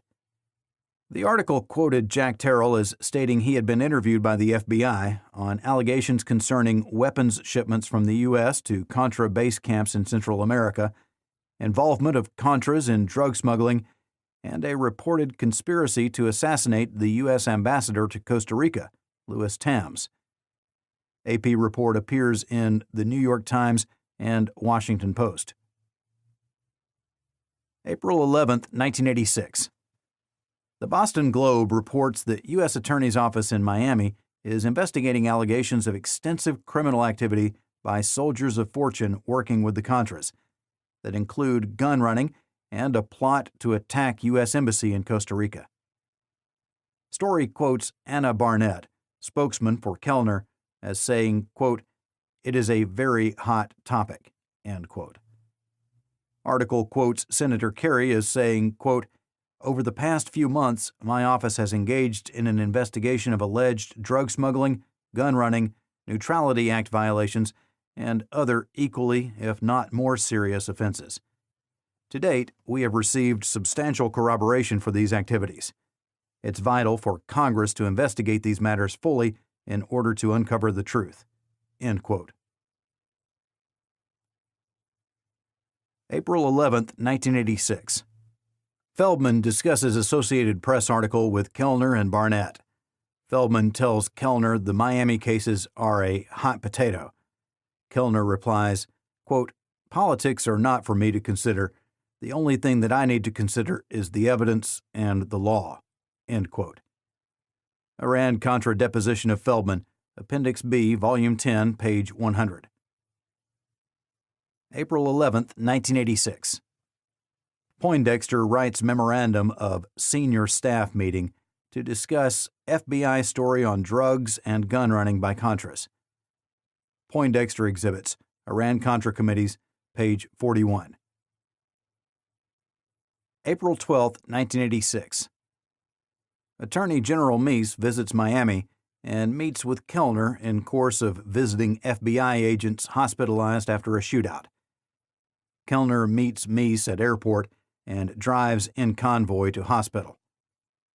At the hospital, Meese calls Kellner aside and asks him about the Garcia case, referring to the assassination plot. Kellner replies that there is no evidence for the assassination plot, but that the gun running was still under investigation. The conversation lasts only 3 minutes, and Meese asked no follow-up questions. Iran-Contra deposition of Kellner, Appendix B, Volume 14, pages 1052 through 1054. April 13, 1986.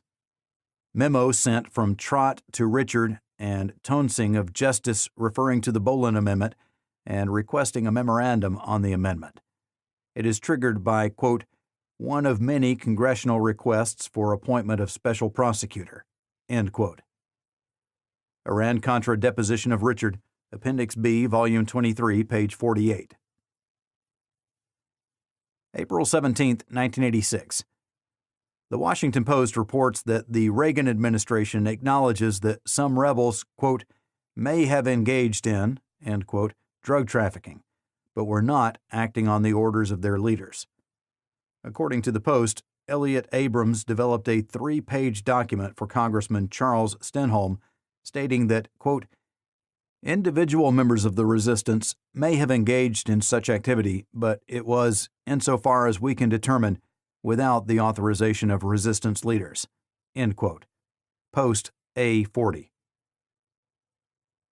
April 17, 1986. Senator Kerry writes Senator Lugar, provides a summary of allegations of criminal activities connected to Contra supply operations, and asks for a formal Senate Foreign Relations Committee investigation.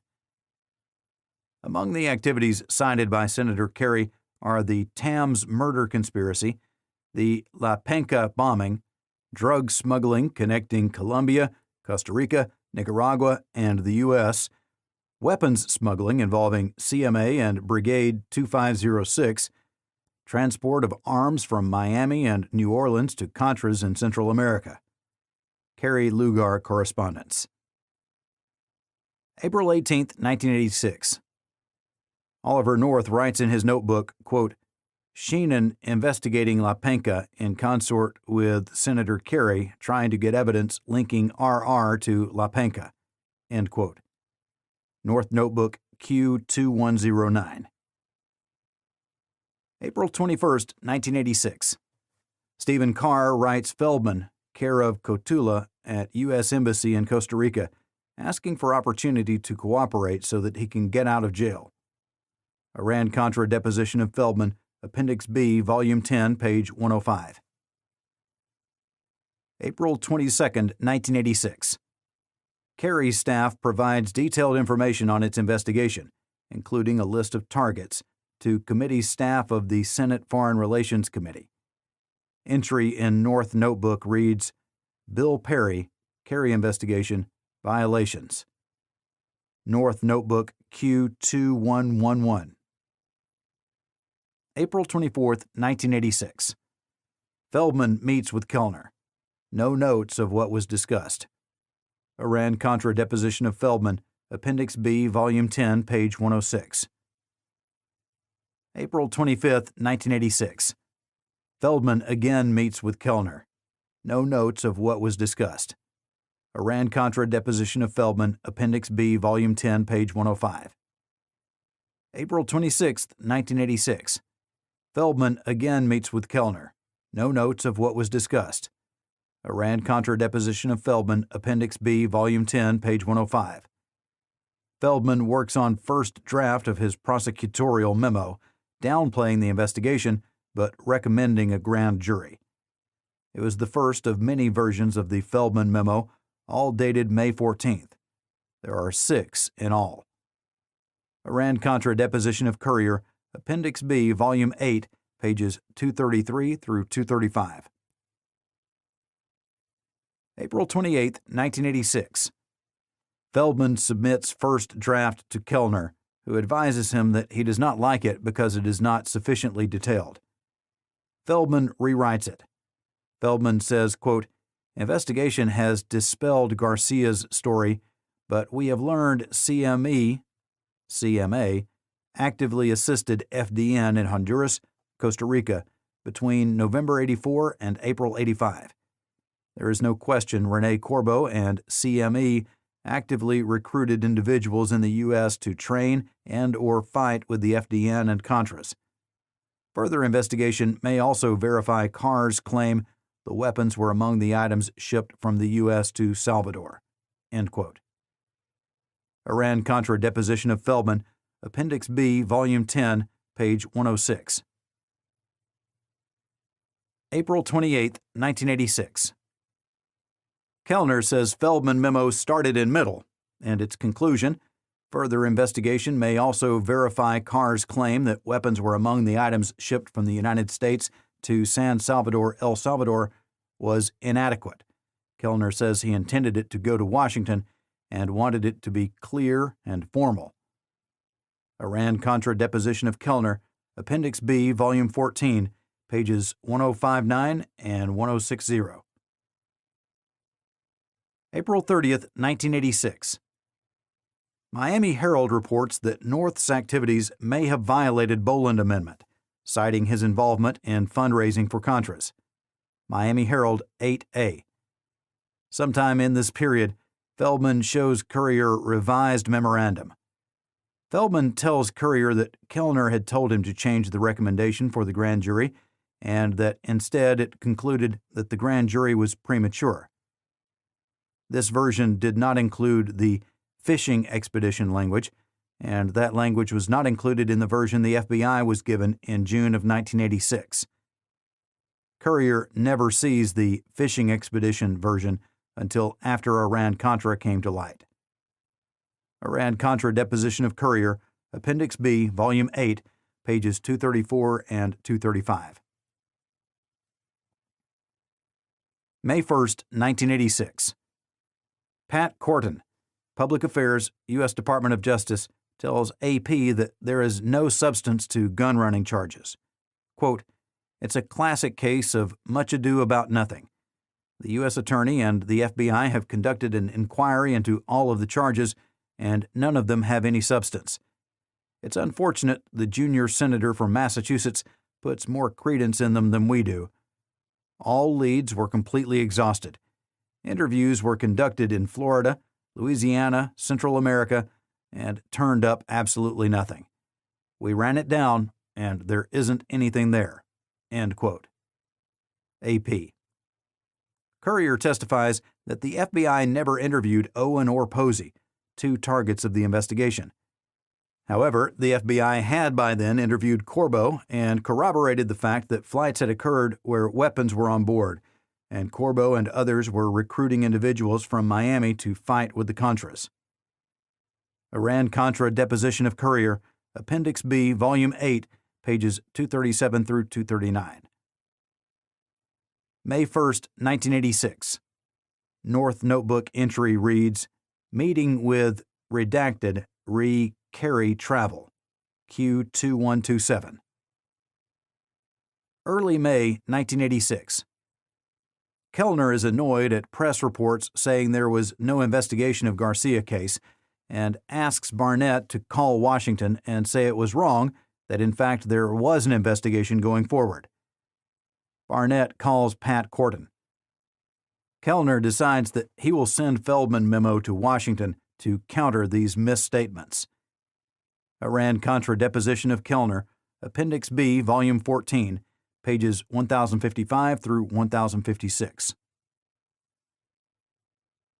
May 2, 1986.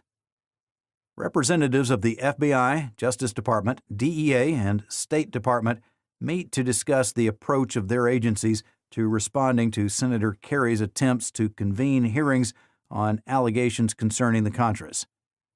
Subcommittee deposition of Tom Merrim, October 25, 1988. May 5, 1986. National Public Radio reports that Senator Kerry's staff has been investigating charges of illegal activity involving not only Contras, but American officials with ties to the National Security Council, and names Lieutenant Colonel North. NPR piece includes statement of Jack Terrell that he has seen direct involvement of CIA in the field and NSC money going to Costa Rica. NPR piece includes statements by officials at Justice Department who say that inquiry stopped a month ago. According to NPR, a Justice spokesman said that, quote, U.S. Attorney in South Florida and the FBI conducted an inquiry into all of these charges, and none of them have any substance. All leads were completely exhausted, and interviews in Florida, Louisiana, and Central America turned up absolutely nothing. End quote. May 5, 1986. Kellner and Feldman meet to discuss memo again. Iran-Contra deposition of Feldman, Appendix B, Volume 10, page 107. May 6, 1986. Republican Foreign Relations staff member Rick Messick sets up meeting of representatives of FBI, Justice, CIA, State Department, DEA, and NHAO to meet with Senator Kerry's staff, Rosenbluth, McCall, and Weiner, regarding allegations.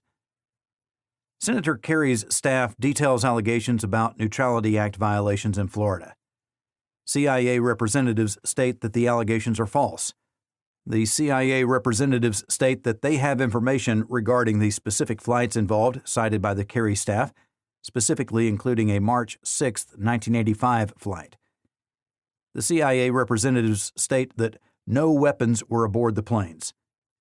Tom Merrim of Justice states that Justice is conducting an ongoing investigation of the charges. Ken Bergquist states that the public statements by the Justice Department to the contrary are inaccurate. Weiner Memcom, May 6, 1986. Merrim Memcom, May 6, 1986. Messick Memcom, May 6, 1986. Subcommittee files. May 6, 1986. A spokesman for Justice Department tells the New York Times that charges regarding gun running are false, that, quote, all leads have been completely exhausted, end quote, and that no further investigation is needed. The New York Times, A6. May 9, 1986.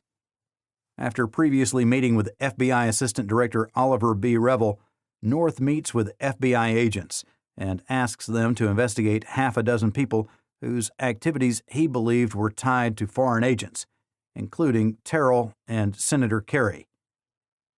FBI documents, Iran-Contra Appendix A, pages 798 through 800. May 12, 1986. Justice writes Senator Kerry asking him to provide evidence of allegations. Justice Kerry correspondence. May 12, 1986. John Hull writes George Kaczynski and Kevin Currier of FBI to advise them that he has been told the investigation against him has, quote, been dropped for lack of evidence, end quote. Hull FBI correspondence. May 13, 1986. John Hull writes Ambassador Tams asking for advice from the political and legal department of the U.S. Embassy and advising Tams that Hull will not mail letter to Kaczynski and Currier of May 12th, which Hull encloses, without the permission of Tams and CIA Station Chief Thomas Castillo. Hull-Tams correspondence. May 13, 1986. North Notebook entry reads, 1930, call from Rick Messick. Terrell told not to talk to FBI. Jonathan Weiner. Redacted, Q2146. May 13, 1986. Deputy Assistant Attorney General Ken Bergquist writes memorandum to Assistant Attorney General Steve Trott regarding the, quote, upcoming Contra hearings in the Senate Foreign Relations Committee, end quote. Bergquist provides Trott with a list of the participants in the May 6th meeting with Senator Lugar's and Senator Kerry's staff and an outline of what was discussed at the meeting. Bergquist advises Trott that, quote, the obvious intent of Senator Kerry is to try to orchestrate a series of sensational accusations against the Contras in order to obtain massive press coverage at about the time of the next Contra aid vote. It does not matter that the accusations are unfounded as long as they are uncontested at the time they are presented. If we are unable to immediately and effectively provide the true facts in each allegation at the time of the hearing, perception will defeat reality, and the true story will never be heard or appreciated. End quote. Bergquist recommends that Justice provide information to the committee regarding the individuals identified by Kerry as making the charges concerning the Contras. Bergquist states that, quote, Senator Kerry will take every opportunity to make the implication or express claim that there is a conspiracy within the administration to cover up illegal activities of the Contras and their supporters, end quote, and suggests that justice work instead to show the true story. Bergquist-Trott memo. May 14, 1986. Senator Kerry writes Justice that he would be glad to have his staff meet again with Justice to discuss such allegations further. Justice does not respond to this letter until June 24th. Justice Kerry correspondence. May 14, 1986. Miami Herald reports that Senator Kerry's staff is looking into charges of gun running and drug smuggling, as well as White House involvement with the Contras during the time such involvement was prohibited by Boland Amendment. May 14, 1986.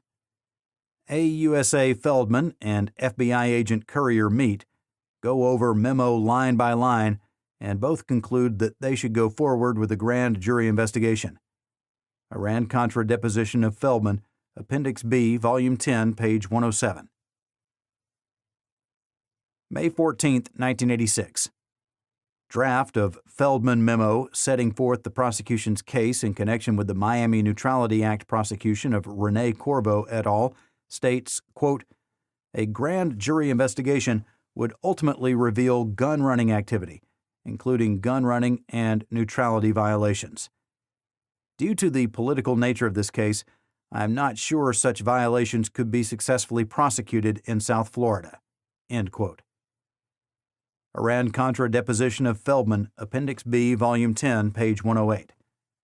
Kellner scribbles out last paragraph and inserted, quote, I concur. We have sufficient evidence to institute a grand jury investigation into the activities described herein. End quote.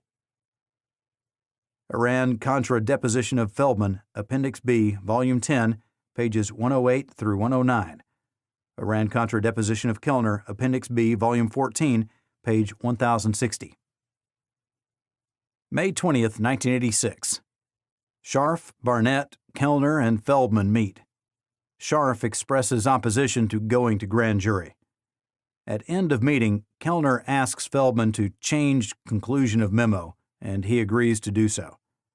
At end of meeting, Feldman rewrites memo to state, quote, I conclude that we have sufficient evidence to continue the investigation into the activities described herein.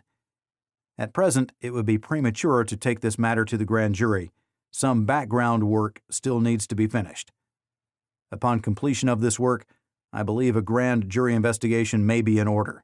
End quote. Kellner emphasizes that he is concerned about not destroying reputations. Feldman says he had concerns about what they were doing because, quote, there were articles in the New York Times, and I was questioned in my own mind at that point whether or not there was some fishy business going on." End quote. Iran-Contra deposition of Feldman, Appendix B, Volume 10, pages 113 through 115. May 20th, 1986. Gregory recalls being at above meeting, that Feldman had the facts together, that, quote, "there were all kinds of unanswered questions, people obviously lying, individuals who had given us half the facts and half-truths. Up to that time, he had some wild stories that were concocted by freelance newspaper reporters about mercenaries who were unreliable, and I did not think it was appropriate to go into the grand jury." End quote. Iran-Contra deposition of Gregory, Appendix B, Volume 12, page 1179. Gregory testified that Feldman's case in May was, quote, "thoroughly confused and had no direction." End quote. Iran-Contra deposition of Gregory, Appendix B, Volume 12, page 1181. May 22, 1986. Feldman chose to leave signature off final revised draft of Feldman prosecution memo, quote, "I don't know why." End quote. He notes that at this point they are not looking at North, but are looking at the gun shipment and the neutrality violation that Corbo was involved in and perhaps CMA was involved in. End quote. Iran-Contra deposition of Feldman, Appendix B, Volume 10, pages 116 and 117. May 22, 1986. ABC News Tonight reports that at least one shipment of weapons was smuggled from U.S. to Central America from Fort Lauderdale Airport to Ilopango to Costa Rica. May 23, 1986.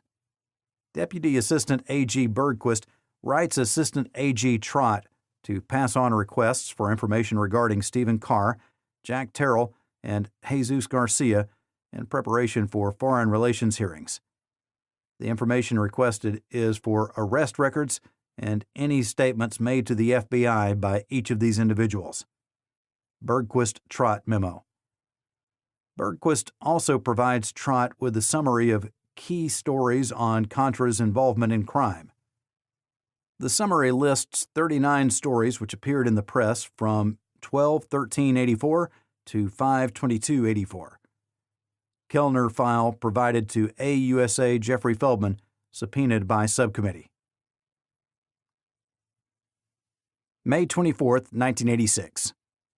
FBI 302 of interview with Francisco Hernandez, a.k.a. Papito, who confirms that he assisted Rene Corvo in supporting Eden Pastora, Alfonso Robelo, and other Contras in Costa Rica, including shipments of weapons from the United States which went from Fort Lauderdale through Ilopango Air Force Base in El Salvador.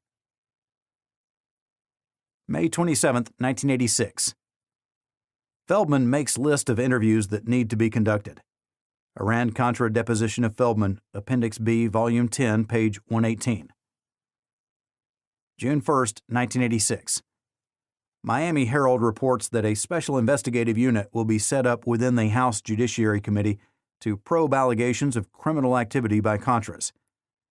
Article quotes a Justice Department official as saying FBI and DEA have, quote, "run down each and every one," end quote, of the allegations regarding gun running, murder plots, drug trafficking, and corruption connected to Contras and found, quote, "no credible or substantive evidence," end quote, warranting prosecution of Contra leaders. The Justice Department describes the allegations as those of, quote, "disgruntled people with an axe to grind who have little credibility," end quote, and said congressional efforts to investigate the allegations smacked of McCarthyism, and that some congressional aides, quote, "were seeking to destroy the Contras by innuendo in the press," end quote. The justice official quoted said, quote, "I can state categorically that the Attorney General did not, at any time, ask or instruct any U.S. prosecutor to slow down or in any other way impede any investigations on the Contras," end quote. The article said that a Contra official admitted that North and the NSC helped the rebels raise private aid, find sources for weapons and ammunition, and developed strategy and tactics. Miami Herald, page A28. June 2, 1986. Kellner assigns Feldman to work on Thai heroin case. Iran-Contra deposition of Feldman, Appendix B, Volume 10, page 121. June 2, 1986. AUSA Scharf resubmits Feldman's memo for corrections, which he does not show Feldman. He makes changes on memo without Feldman's permission. Feldman notes that the major change was in the conclusion. Feldman believed when the background work was done, quote, the grand jury investigation may be in order, end quote. Scharf rewrites this to say, quote, a grand jury investigation at this point would represent a fishing expedition with little prospect that it would bear fruit, end quote. Feldman notes that some of Scharf's changes were reaching, but that Feldman was never shown them before it went out to Mark Richard at the Justice Department in Washington. Iran-Contra deposition of Feldman, Appendix B, Volume 10, pages 121 through 124. June 3, 1986. The Washington Times reports anti-Contra witness said to fabricate story regarding Jack Terrell's charges of Neutrality Act and weapons violation involving American supporters of the Contras and the involvement of the CIA. June 3, 1986. Kellner sends Feldman memo to Justice, never hears back from them, and never calls about any reaction. He testifies that, quote, the purpose of the memo was not for them to do anything. The purpose of the memo was to give them the information of what I was doing, end quote. Iran-Contra deposition of Kellner, Appendix B, Volume 14, page 1073. According to Richard, in the course of an earlier conversation with Kellner, he had requested that Kellner keep him appraised of the status of case and developments. In response, Kellner provided him both the Feldman memo and a copy of the Christic Institute lawsuit naming Secord. Iran-Contra deposition of Richard, Appendix B, Volume 23, page 95. June 3, 1986. FBI agents meet with Oliver North, who, quote, expressed specific concern as to why no action has been taken regarding charges placed by Senator Kerry against North, nor any attempt to obtain the information presently at the Department of Justice, DOJ, involving Senator Kerry's allegations, end quote. In a June 11, 1986 memo relating to this meeting, the FBI agents conclude to the director that, quote, WFO, FBI's Washington field office, has no predication into this investigation, end quote. Iran-Contra, Appendix A, Volume 1, page 805. Sometime after June 2, 1986, the Feldman memo is leaked to the press and to congressional staff.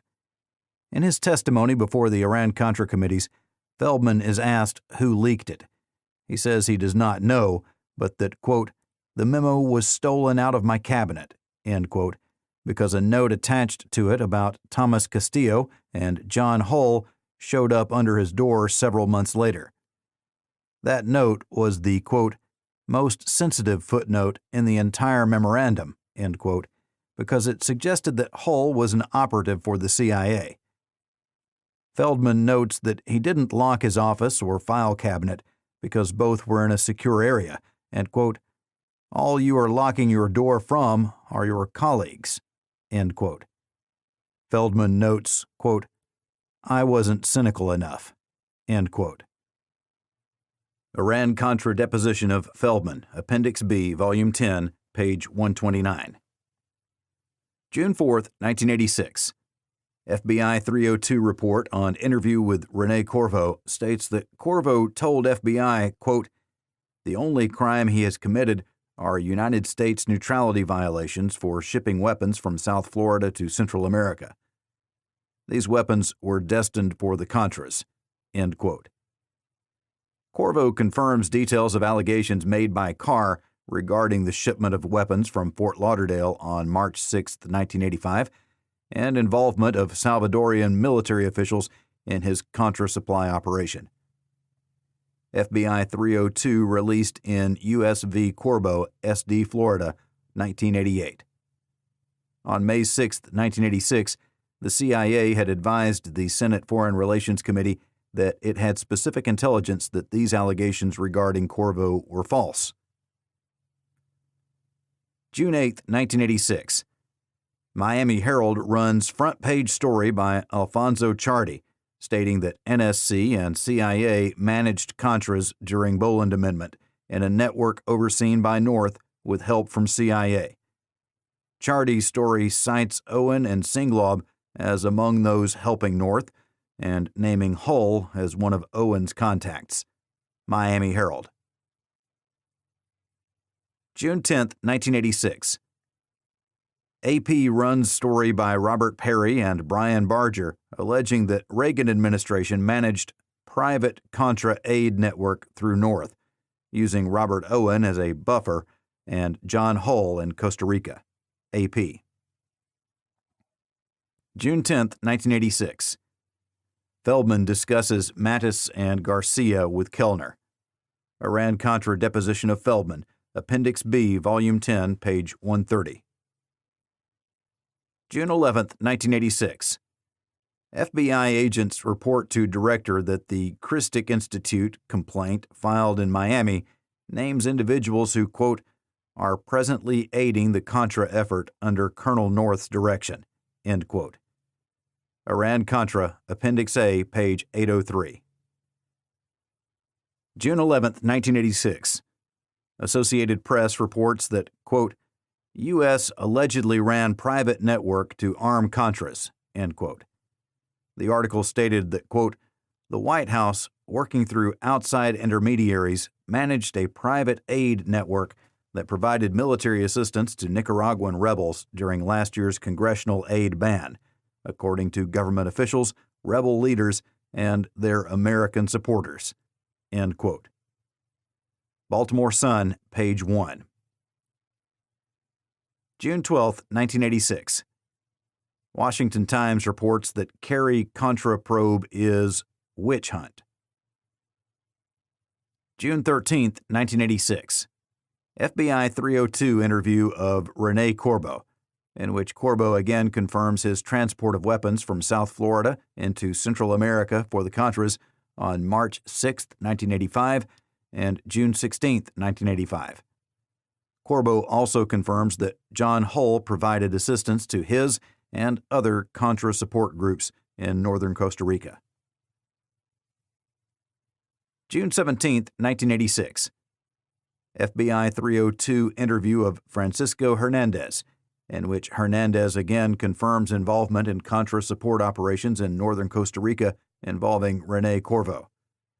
Hernandez states that he and other supporters of the Contras were assisted from military officials at Ilopango in El Salvador. June 17, 1986. North writes in notebook, quote, Gene Wheaton wants to talk to PFIAB. Has talked to Kerry, end quote. Q 2223. June 20th, 1986. Feldman leaves for Thailand. He remains out of pocket until August 1st. Iran-Contra deposition of Feldman, Appendix B, Volume 10, page 131.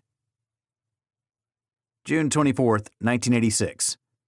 After Kerry's staff contacts Rick Messick of FRC to say that Justice has never called to gather further information regarding allegations, Justice sends another letter to Kerry reaffirming its interest in, quote, vigorously and expeditiously, end quote, investigating any evidence to support allegations of criminal activity. Kerry Justice Correspondence. June 25, 1986. Senator Kerry makes a presentation before a closed-door session of the committee.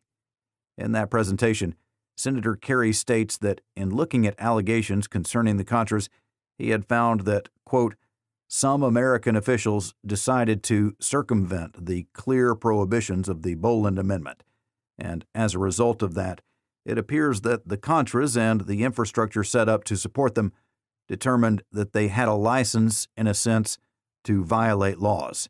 End quote. He also reviews allegations regarding narcotics trafficking involving the Bahamas and Panama, and calls for an investigation of the links between narcotics trafficking, law enforcement, and foreign policy. At conclusion of session, Richard Lugar announces publicly that Foreign Relations Committee has ordered a staff inquiry to review allegations of drug running involving Contras and Sandinistas. June 26, 1986.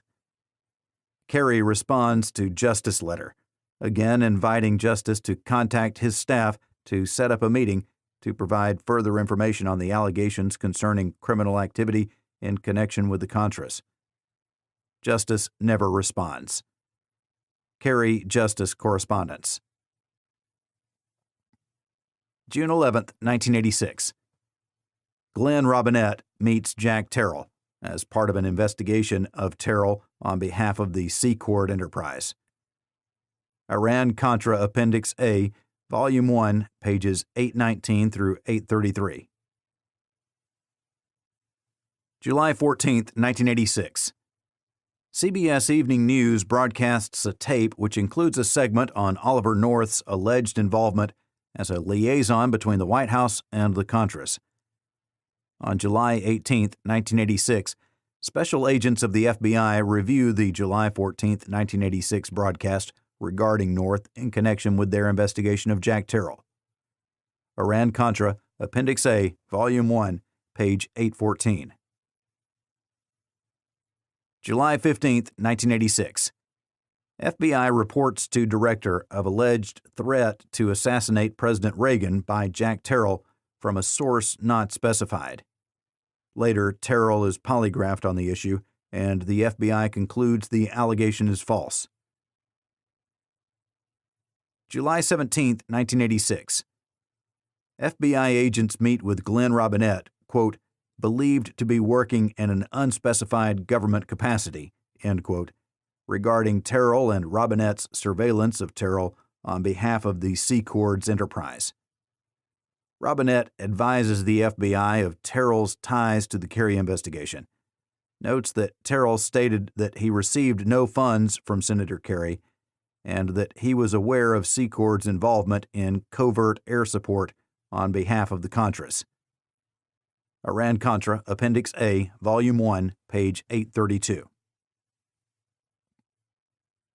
July 18, 1986. A dozen FBI agents meet in Washington and agree to undertake full-time FBI Special Operations Group surveillance of Jack Terrell. Iran-Contra, Appendix A, Volume 1, page 812. July 18, 1986.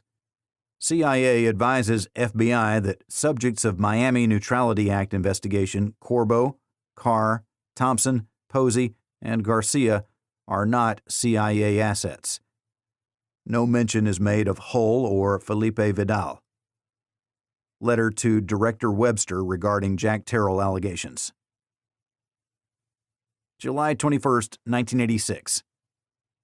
Kerry writes Attorney General Meese, enclosing an article in the Boston Globe, which reports that the CIA provided financial and other assistance for mercenaries fighting with the Contras. Kerry asks for a summary of any investigations Justice has undertaken into Neutrality Act or Boland Amendment allegations in connection with the Contras. The Attorney General does not respond to the request. Kerry-Justice correspondence. July 22, 1986. North is interviewed by FBI agents in connection with their investigation of Jack Terrell. North advises the FBI that, quote, Terrell's name had surfaced in connection with a staff investigation being conducted by Massachusetts Senator John Kerry, end quote, and denies that he is involved with managing Contra support efforts. Iran-Contra, Appendix A, Volume 1, pages 878 and 879. July 24, 1986. State Department issues a report to the Congress which states that, quote, the available evidence points to involvement with drug traffickers by a limited number of persons having various kinds of affiliations with or political sympathies for the Contra resistance groups." End quote. State Department Document Number 5136C. July 24, 1986. Robinette meets with FBI officials regarding Terrell, expressing concerns that the FBI had targeted Robinette, quote, as being a plumber for the White House and leaking information to the media concerning his contact with him, end quote. He confirmed knowing North and working for Secord. Iran-Contra Appendix A, Volume 1, pages 852 and 853. July 25, 1986. North writes Admiral Poindexter that Associate FBI Director Oliver Buck Revel had called and asked for any information which NSC might have regarding Terrell. According to North, FBI believes Terrell could be a paid asset of Nicaraguan intelligence service. N45907, Iran-Contra Committees. July 28, 1986. North writes memo from Poindexter to President Reagan regarding Terrell, initialed and presumably read by the President, which describes, quote, anti-Contra and anti-U.S. activities by U.S. citizens Jack Terrell. Memo describes allegations about TAMS bombing, alleged activities of CMA including weapons and narcotics trafficking, states that Terrell's charges are at the center of Senator Kerry's investigation in the Senate Foreign Relations Committee, and that the Operations Subgroup, OSG, of the Terrorist Incident Working Group, TIWG, has made available to the FBI all information on Mr. Terrell from other U.S. government agencies to consolidate it for investigating Terrell. N454896, Iran-Contra Committees. Poindexter memo to President states, quote, it is important to note that Terrell has been a principal witness against supporters of the Nicaraguan resistance both in and outside the U.S. government, end quote, and, quote, since it is important to protect the knowledge that Terrell is the subject of a criminal investigation, none of those with whom he has been in contact on the Hill have been advised, end quote. N45897, Iran-Contra Committees. July 28, 1986. FBI special agents conduct surveillance of Jack Terrell at Marriott Hotel in Miami and go through his trash when he leaves his hotel room. They find a newspaper with an article torn from it concerning statements by Admiral John Poindexter that, quote, the relationship between the Nicaraguan Contras and Colonel Oliver North did not violate a congressional prohibition on United States involvement with the rebels, end quote. FBI 302, reprinted in Appendix A, Iran-Contra. July 31, 1986. Feldman receives PROS memo, or Prosecution Memorandum, from Kevin Currier of FBI, who was looking for a way to pressure Leon into making a decision. Feldman 102. According to Currier, the memorandum ran 200 pages and was written, quote, to force their hand, end quote. Currier describes it as, quote, a 200-page prosecutive report which outlines the violations and the evidence we had obtained to that time to support the prosecution of this matter, end quote. Iran-Contra deposition of Currier, Appendix B, Volume 8, page 238. However, quote, nothing happened in response to the prosecutor's report. Nothing, end quote. Currier testified that, quote, Kellner told Feldman to do nothing on case until he made a decision on the prosecutor's report. The U.S. Attorney's Office was dragging its feet on this matter. We frequently went to Feldman's office or the USA's office to pressure Feldman to make a decision, calling 2 or 3 times a week, end quote. Currier, pages 238 through 244. Among the names which came up in the investigation were Enrique Bermudez, Mario and Adolfo Calero, Felix Rodriguez, Ramon Medina, Luis Posada, Richard Miller, Rafael Quintero, Richard Secord, Ted Shackley, and John Singlaub. Courier, pages 255 through 261. August 5, 1986. Richard Lugar and Claiborne Pell, as chairman and ranking member of Senate Foreign Relations Committee, jointly request information from Justice Department regarding 27 individuals for its investigation of narcotics trafficking. The request, based on a list supplied by Senator Kerry, included requests for information on John Hull, Robert Owen, Tom Posey, Luis Rodriguez, Frank Chains, and Frank Castro. FRC Records. August 8, 1986. John Hull sends a letter to Leon Kellner, Senator Rudman, and Senator Lugar, charging Senator Kerry's staff with bribing witnesses to lie about Hull, North, and the Contras. The letter mentions Democratic funds. Iran-Contra deposition of Kellner, Appendix B, Volume 14, page 1091. Hull asks Robert Owen, North's courier, to transmit the letter to Kellner and to the Senate Ethics Committee. Iran-Contra deposition of Robert Owen, Appendix B, Volume 20, page 856. August 11, 1986. John Bolton, on behalf of Justice, writes Lugar and Pell to tell them that Justice will not disclose information gathered during pending investigations and therefore will not provide any information in response to the request. But, quote, we remain convinced that further rambling through open investigations gravely risks compromising those efforts, end quote. FRC Files. August 18, 1986. Feldman gives Kellner the PROS memo, from which he concludes there is clearly sufficient evidence to go forward. Corbo has admitted there were weapons on the March 6th shipment. Feldman believes they have enough to go forward, noting that he believed that in May, but that now they clearly had enough to satisfy Kellner. Iran-Contra deposition of Feldman, Appendix B, Volume 10, page 132. Kellner describes PROS memo as being, quote, quite thick, end quote, puts a little yellow sticker on it, and sends it to First Assistant U.S. Attorney Richard Gregory. Iran-Contra deposition of Kellner, Appendix B, Volume 14, pages 1078 and 1079. August 18th through August 29th, 1986. Feldman goes to Kellner on several occasions in response to pressure from FBI agent Courier, quote, nagging him to make a decision, end quote. Kellner states that he must still read the memo and makes no decision. Iran-Contra deposition of Feldman, Appendix B, Volume 10, page 133. August 19, 1986. Justice sends letter to Senators Lugar and Pell informing them that Justice would examine its files, but would only make information available on the one closed case involving Cabezas and Zabala, Frogman case.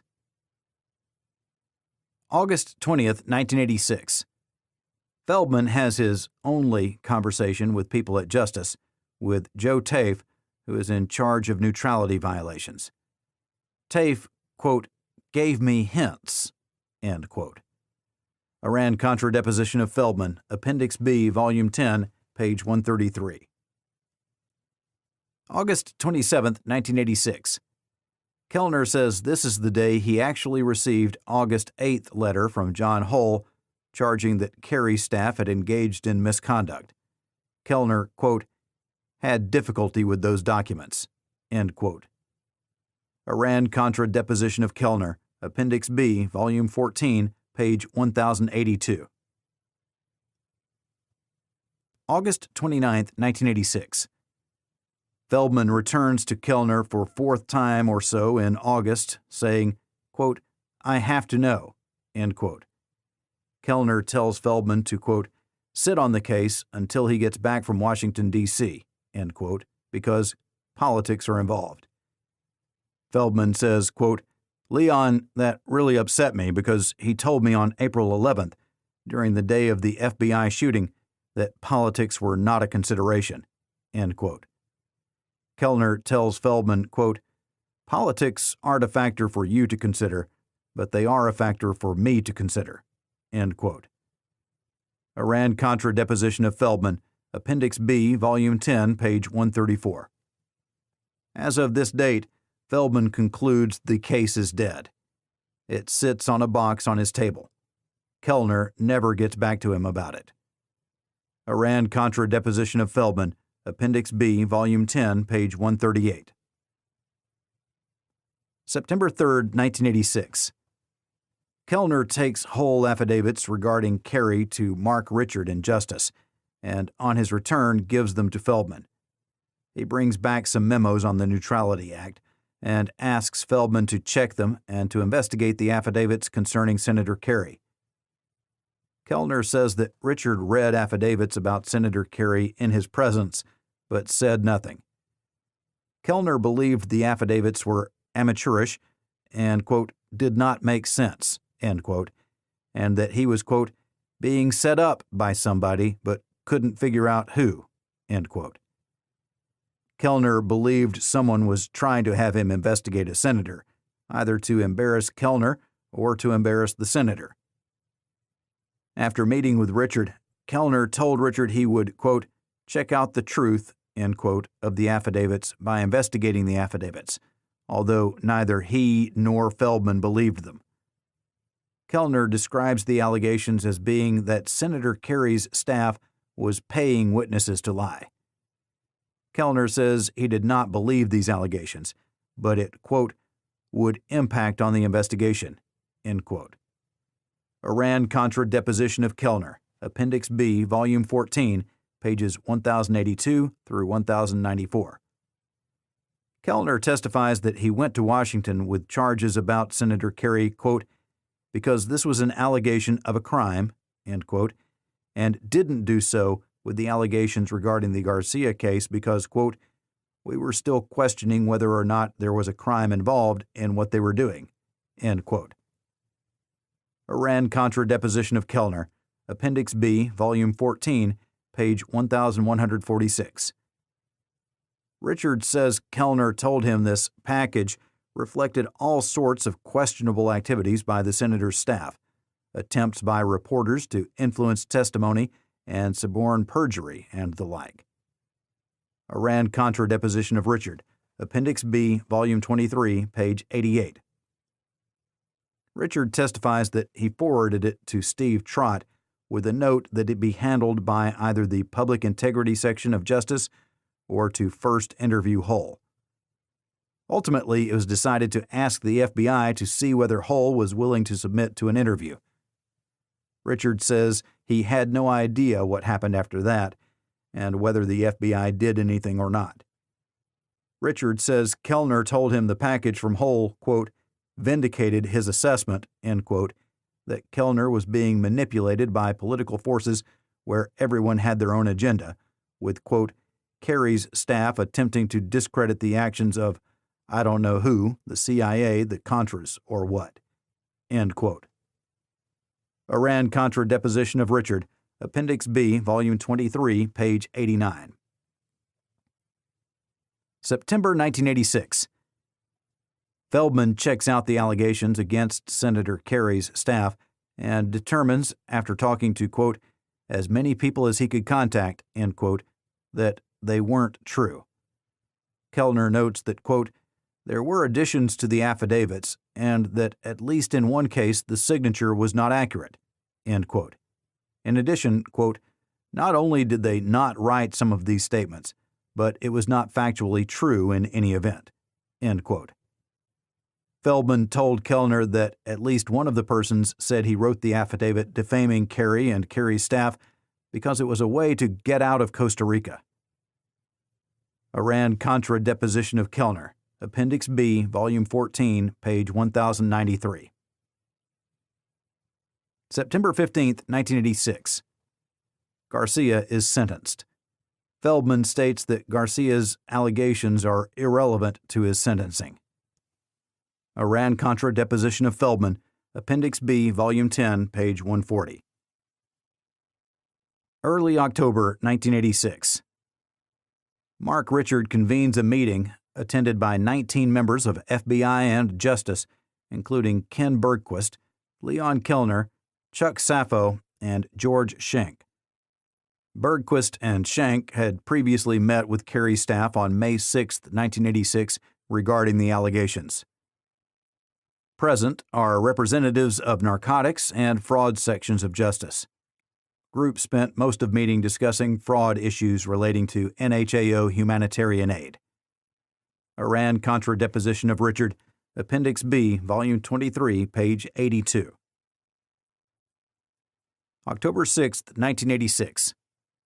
Gregory sends PROS memo back to Kellner on day of Hasenfuss crash, recommending that Kellner convene a grand jury.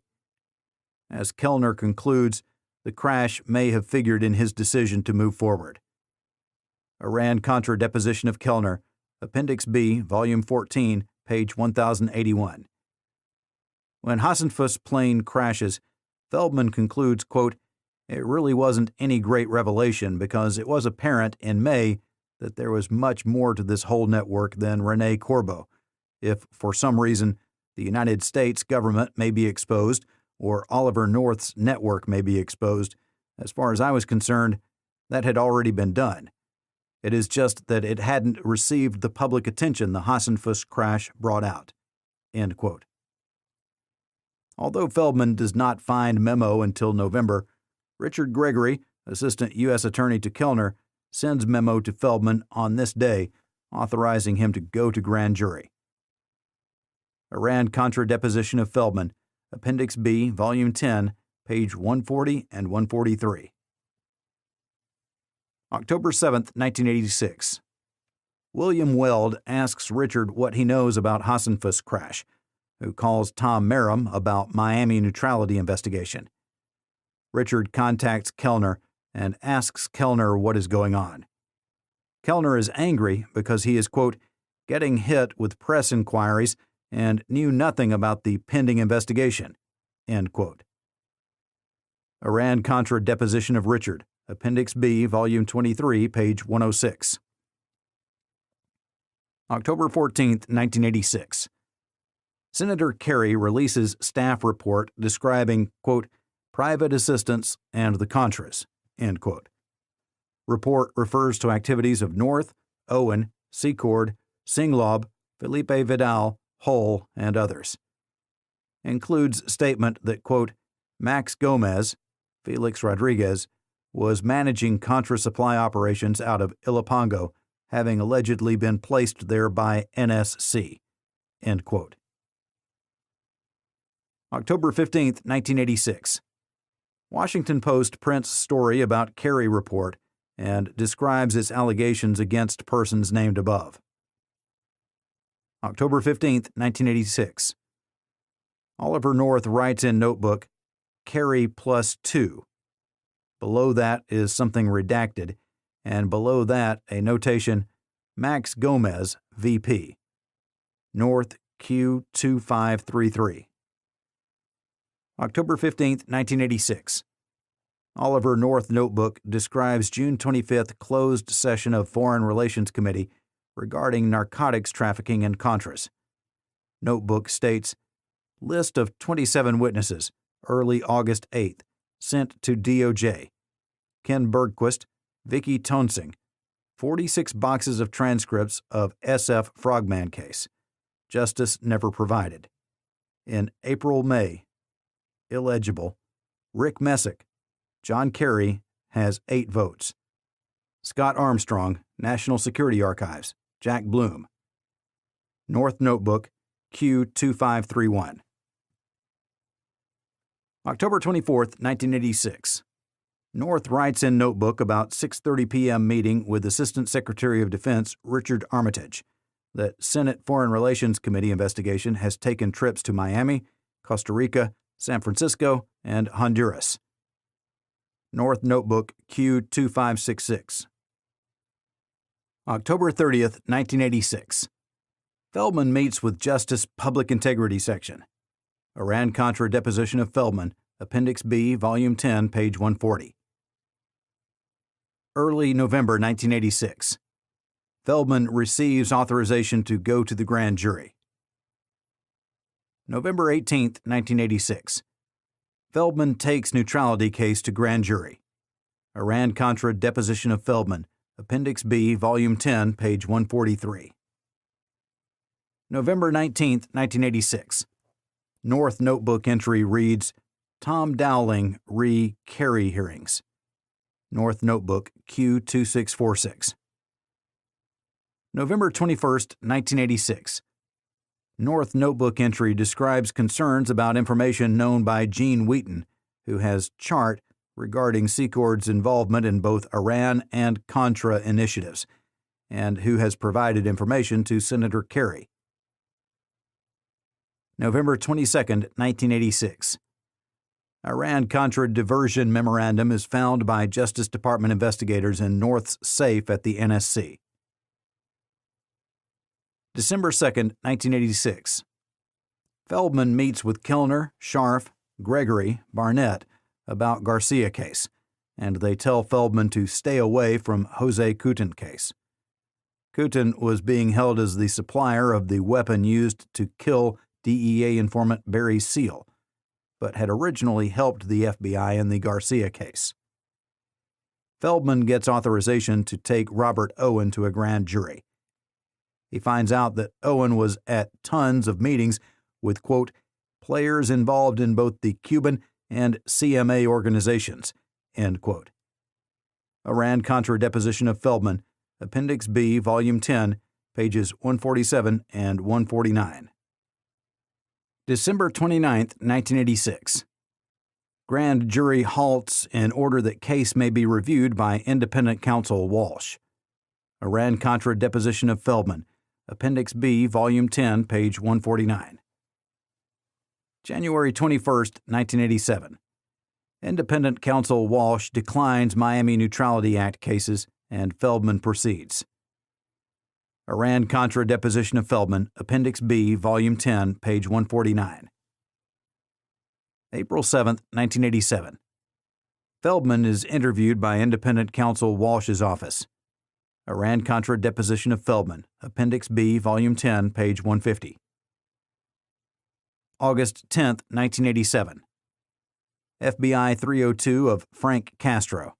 Castro states that in 1985 he went to Costa Rica to meet with John Hull at Hull's farm, and that he was working with Frank Chains and Moises Nunez with Rene Corvo and other Cubans, and that this group had taken a number of Mariel boat Cubans from their training camp in Naples, Florida, to Central America to fight the Sandinistas. August 20, 1987. FBI 302 of Frank Castro. Castro reaffirms statements regarding involvement of Corvo and others in military training in Naples, Florida, before going to Central America to fight Sandinistas. September 30, 1987. The Justice Department indicts Luis Rodriguez as a drug trafficker for smuggling which took place between November 1980 and January 1983. U.S. v. Luis Rodriguez, 87-01044, U.S. District Court for the Northern District of Florida. November 18, 1987. AUSA Jeffrey Feldman goes to Washington to meet with John Martin and Thomas Merrim, the head and assistant head of the Justice Department's Internal Security Division. At a meeting between 9:30 a.m. and 10:20 a.m., Feldman reviewed the previous questions that had been raised about the Justice Department's handling of the Miami investigations, including the allegations made by David Lewant concerning a phone call allegedly made on April 4, 1986, asking Kellner to delay with the cases, the revisions of the Feldman Memorandum, and the delay in prosecuting the case between August and November 1986. According to Feldman, after further discussions, Merrim, quote, mentioned that he, Joe Tafe, Mark Richard, Leon Kellner, and reps from DEA and FBI met in Richard's office sometime last year to discuss how Senator Kerry's efforts to get Lugar to hold hearings in this case could be undermined. Merrim did not re-date, End quote. Feldman then makes a contemporaneous memorandum of the meeting with Martin and Merrim and timestamps it at the Criminal Division of the Justice Department at 10:47 a.m. November 18th. Feldman Memcom subpoenaed by Subcommittee. August 5, 1988. The Justice Department indicts Luis Rodriguez for tax evasion in connection with the laundering of money through Ocean Hunter from June 1979 through April 1985. U.S. v. Luis Rodriguez, 88-0222, C.R. King, U.S. District Court, Southern District of Florida. Grand jury statements on file in Northern District of Florida narcotics case against Luis Rodriguez state that Ocean Hunter was established to launder money for a narcotics smuggling enterprise involving Frigorificos de Punta Arenas.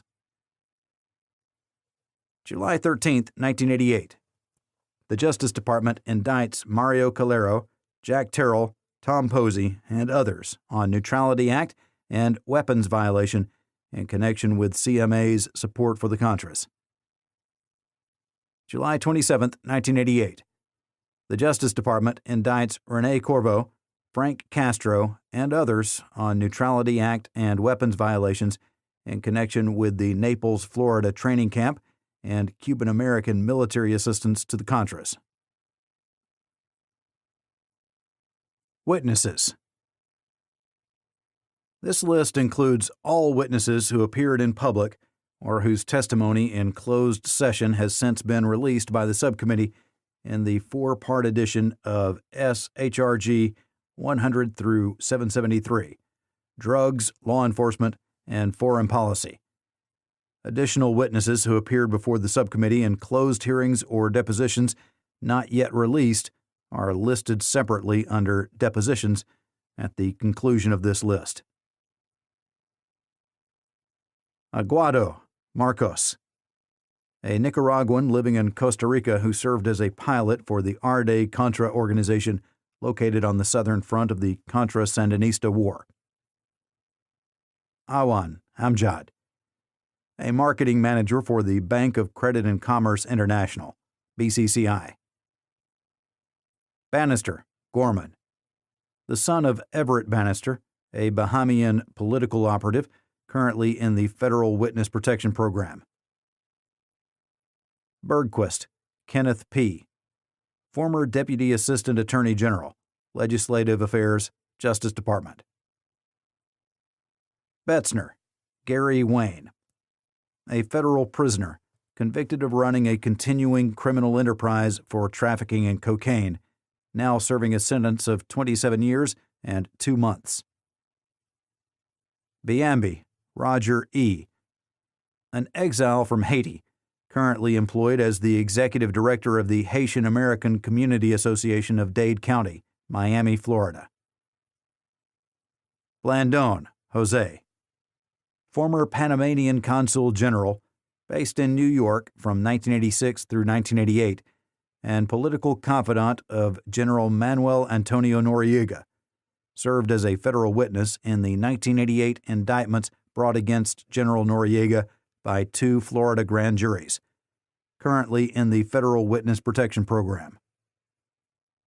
Camper Franklin Joseph, a federal prisoner convicted in 1987 of RICO, weapons, and conspiracy charges, now serving a sentence of 14 years, former owner and operator of the Recondo Mercenary Training School in Dolomite, Alabama.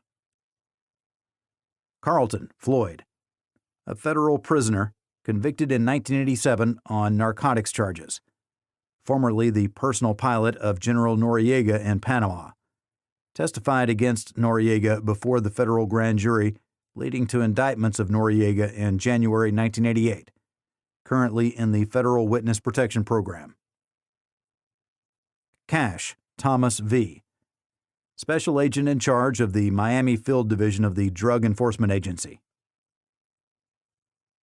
Cesar Octaviano, a Nicaraguan living in Costa Rica who served as a political official of the Iran-Contra organization on the Southern Front, brother of Nicaraguan Resistance Director Alfredo Cesar. Chamorro, Adolfo Jose Popo, a Nicaraguan living in Miami, Florida, formerly the logistics chief and second in command of the Iran-Contra organization on the Southern Front.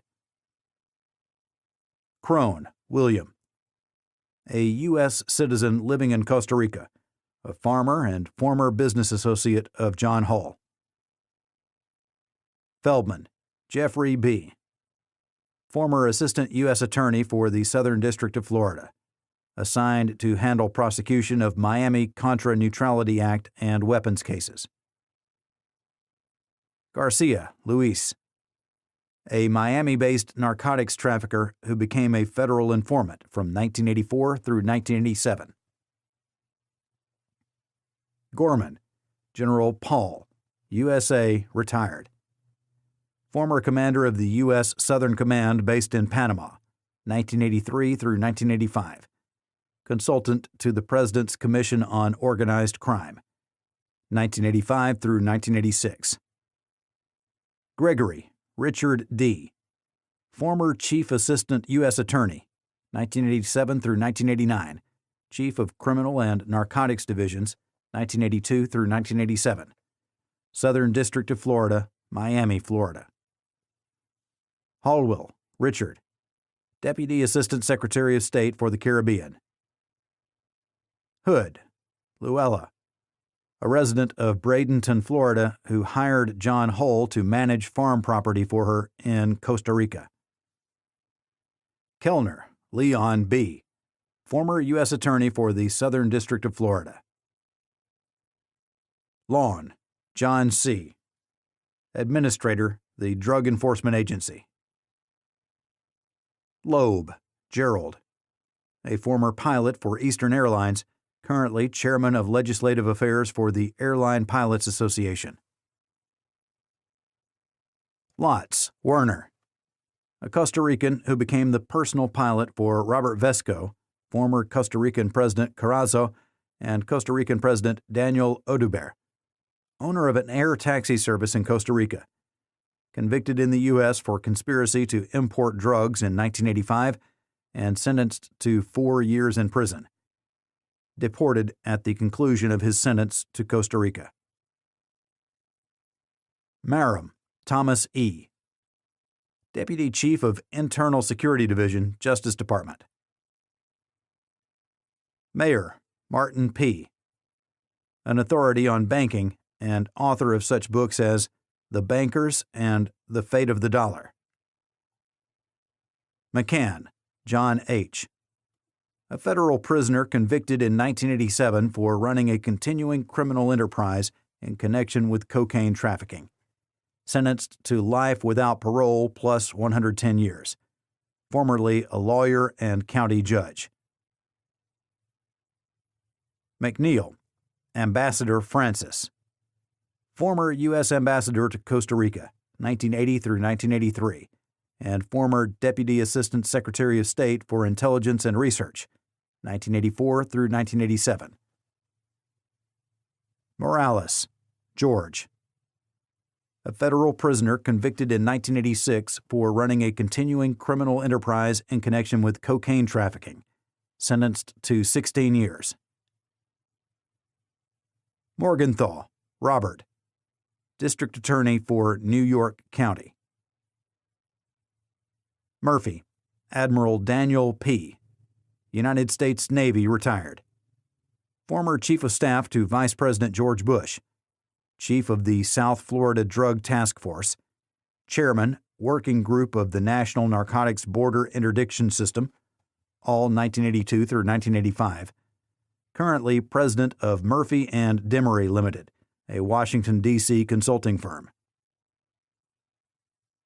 Palmer, Michael B., former Delta Airlines flight engineer and co-pilot, became a narcotics trafficker in 1977 with the Carroll marijuana smuggling ring. Later became an informant for the Drug Enforcement Agency. Vice President of Vortex Incorporated, a company which provided services to the Contras as a contractor of the Nicaraguan Humanitarian Assistance Organization, NHAO.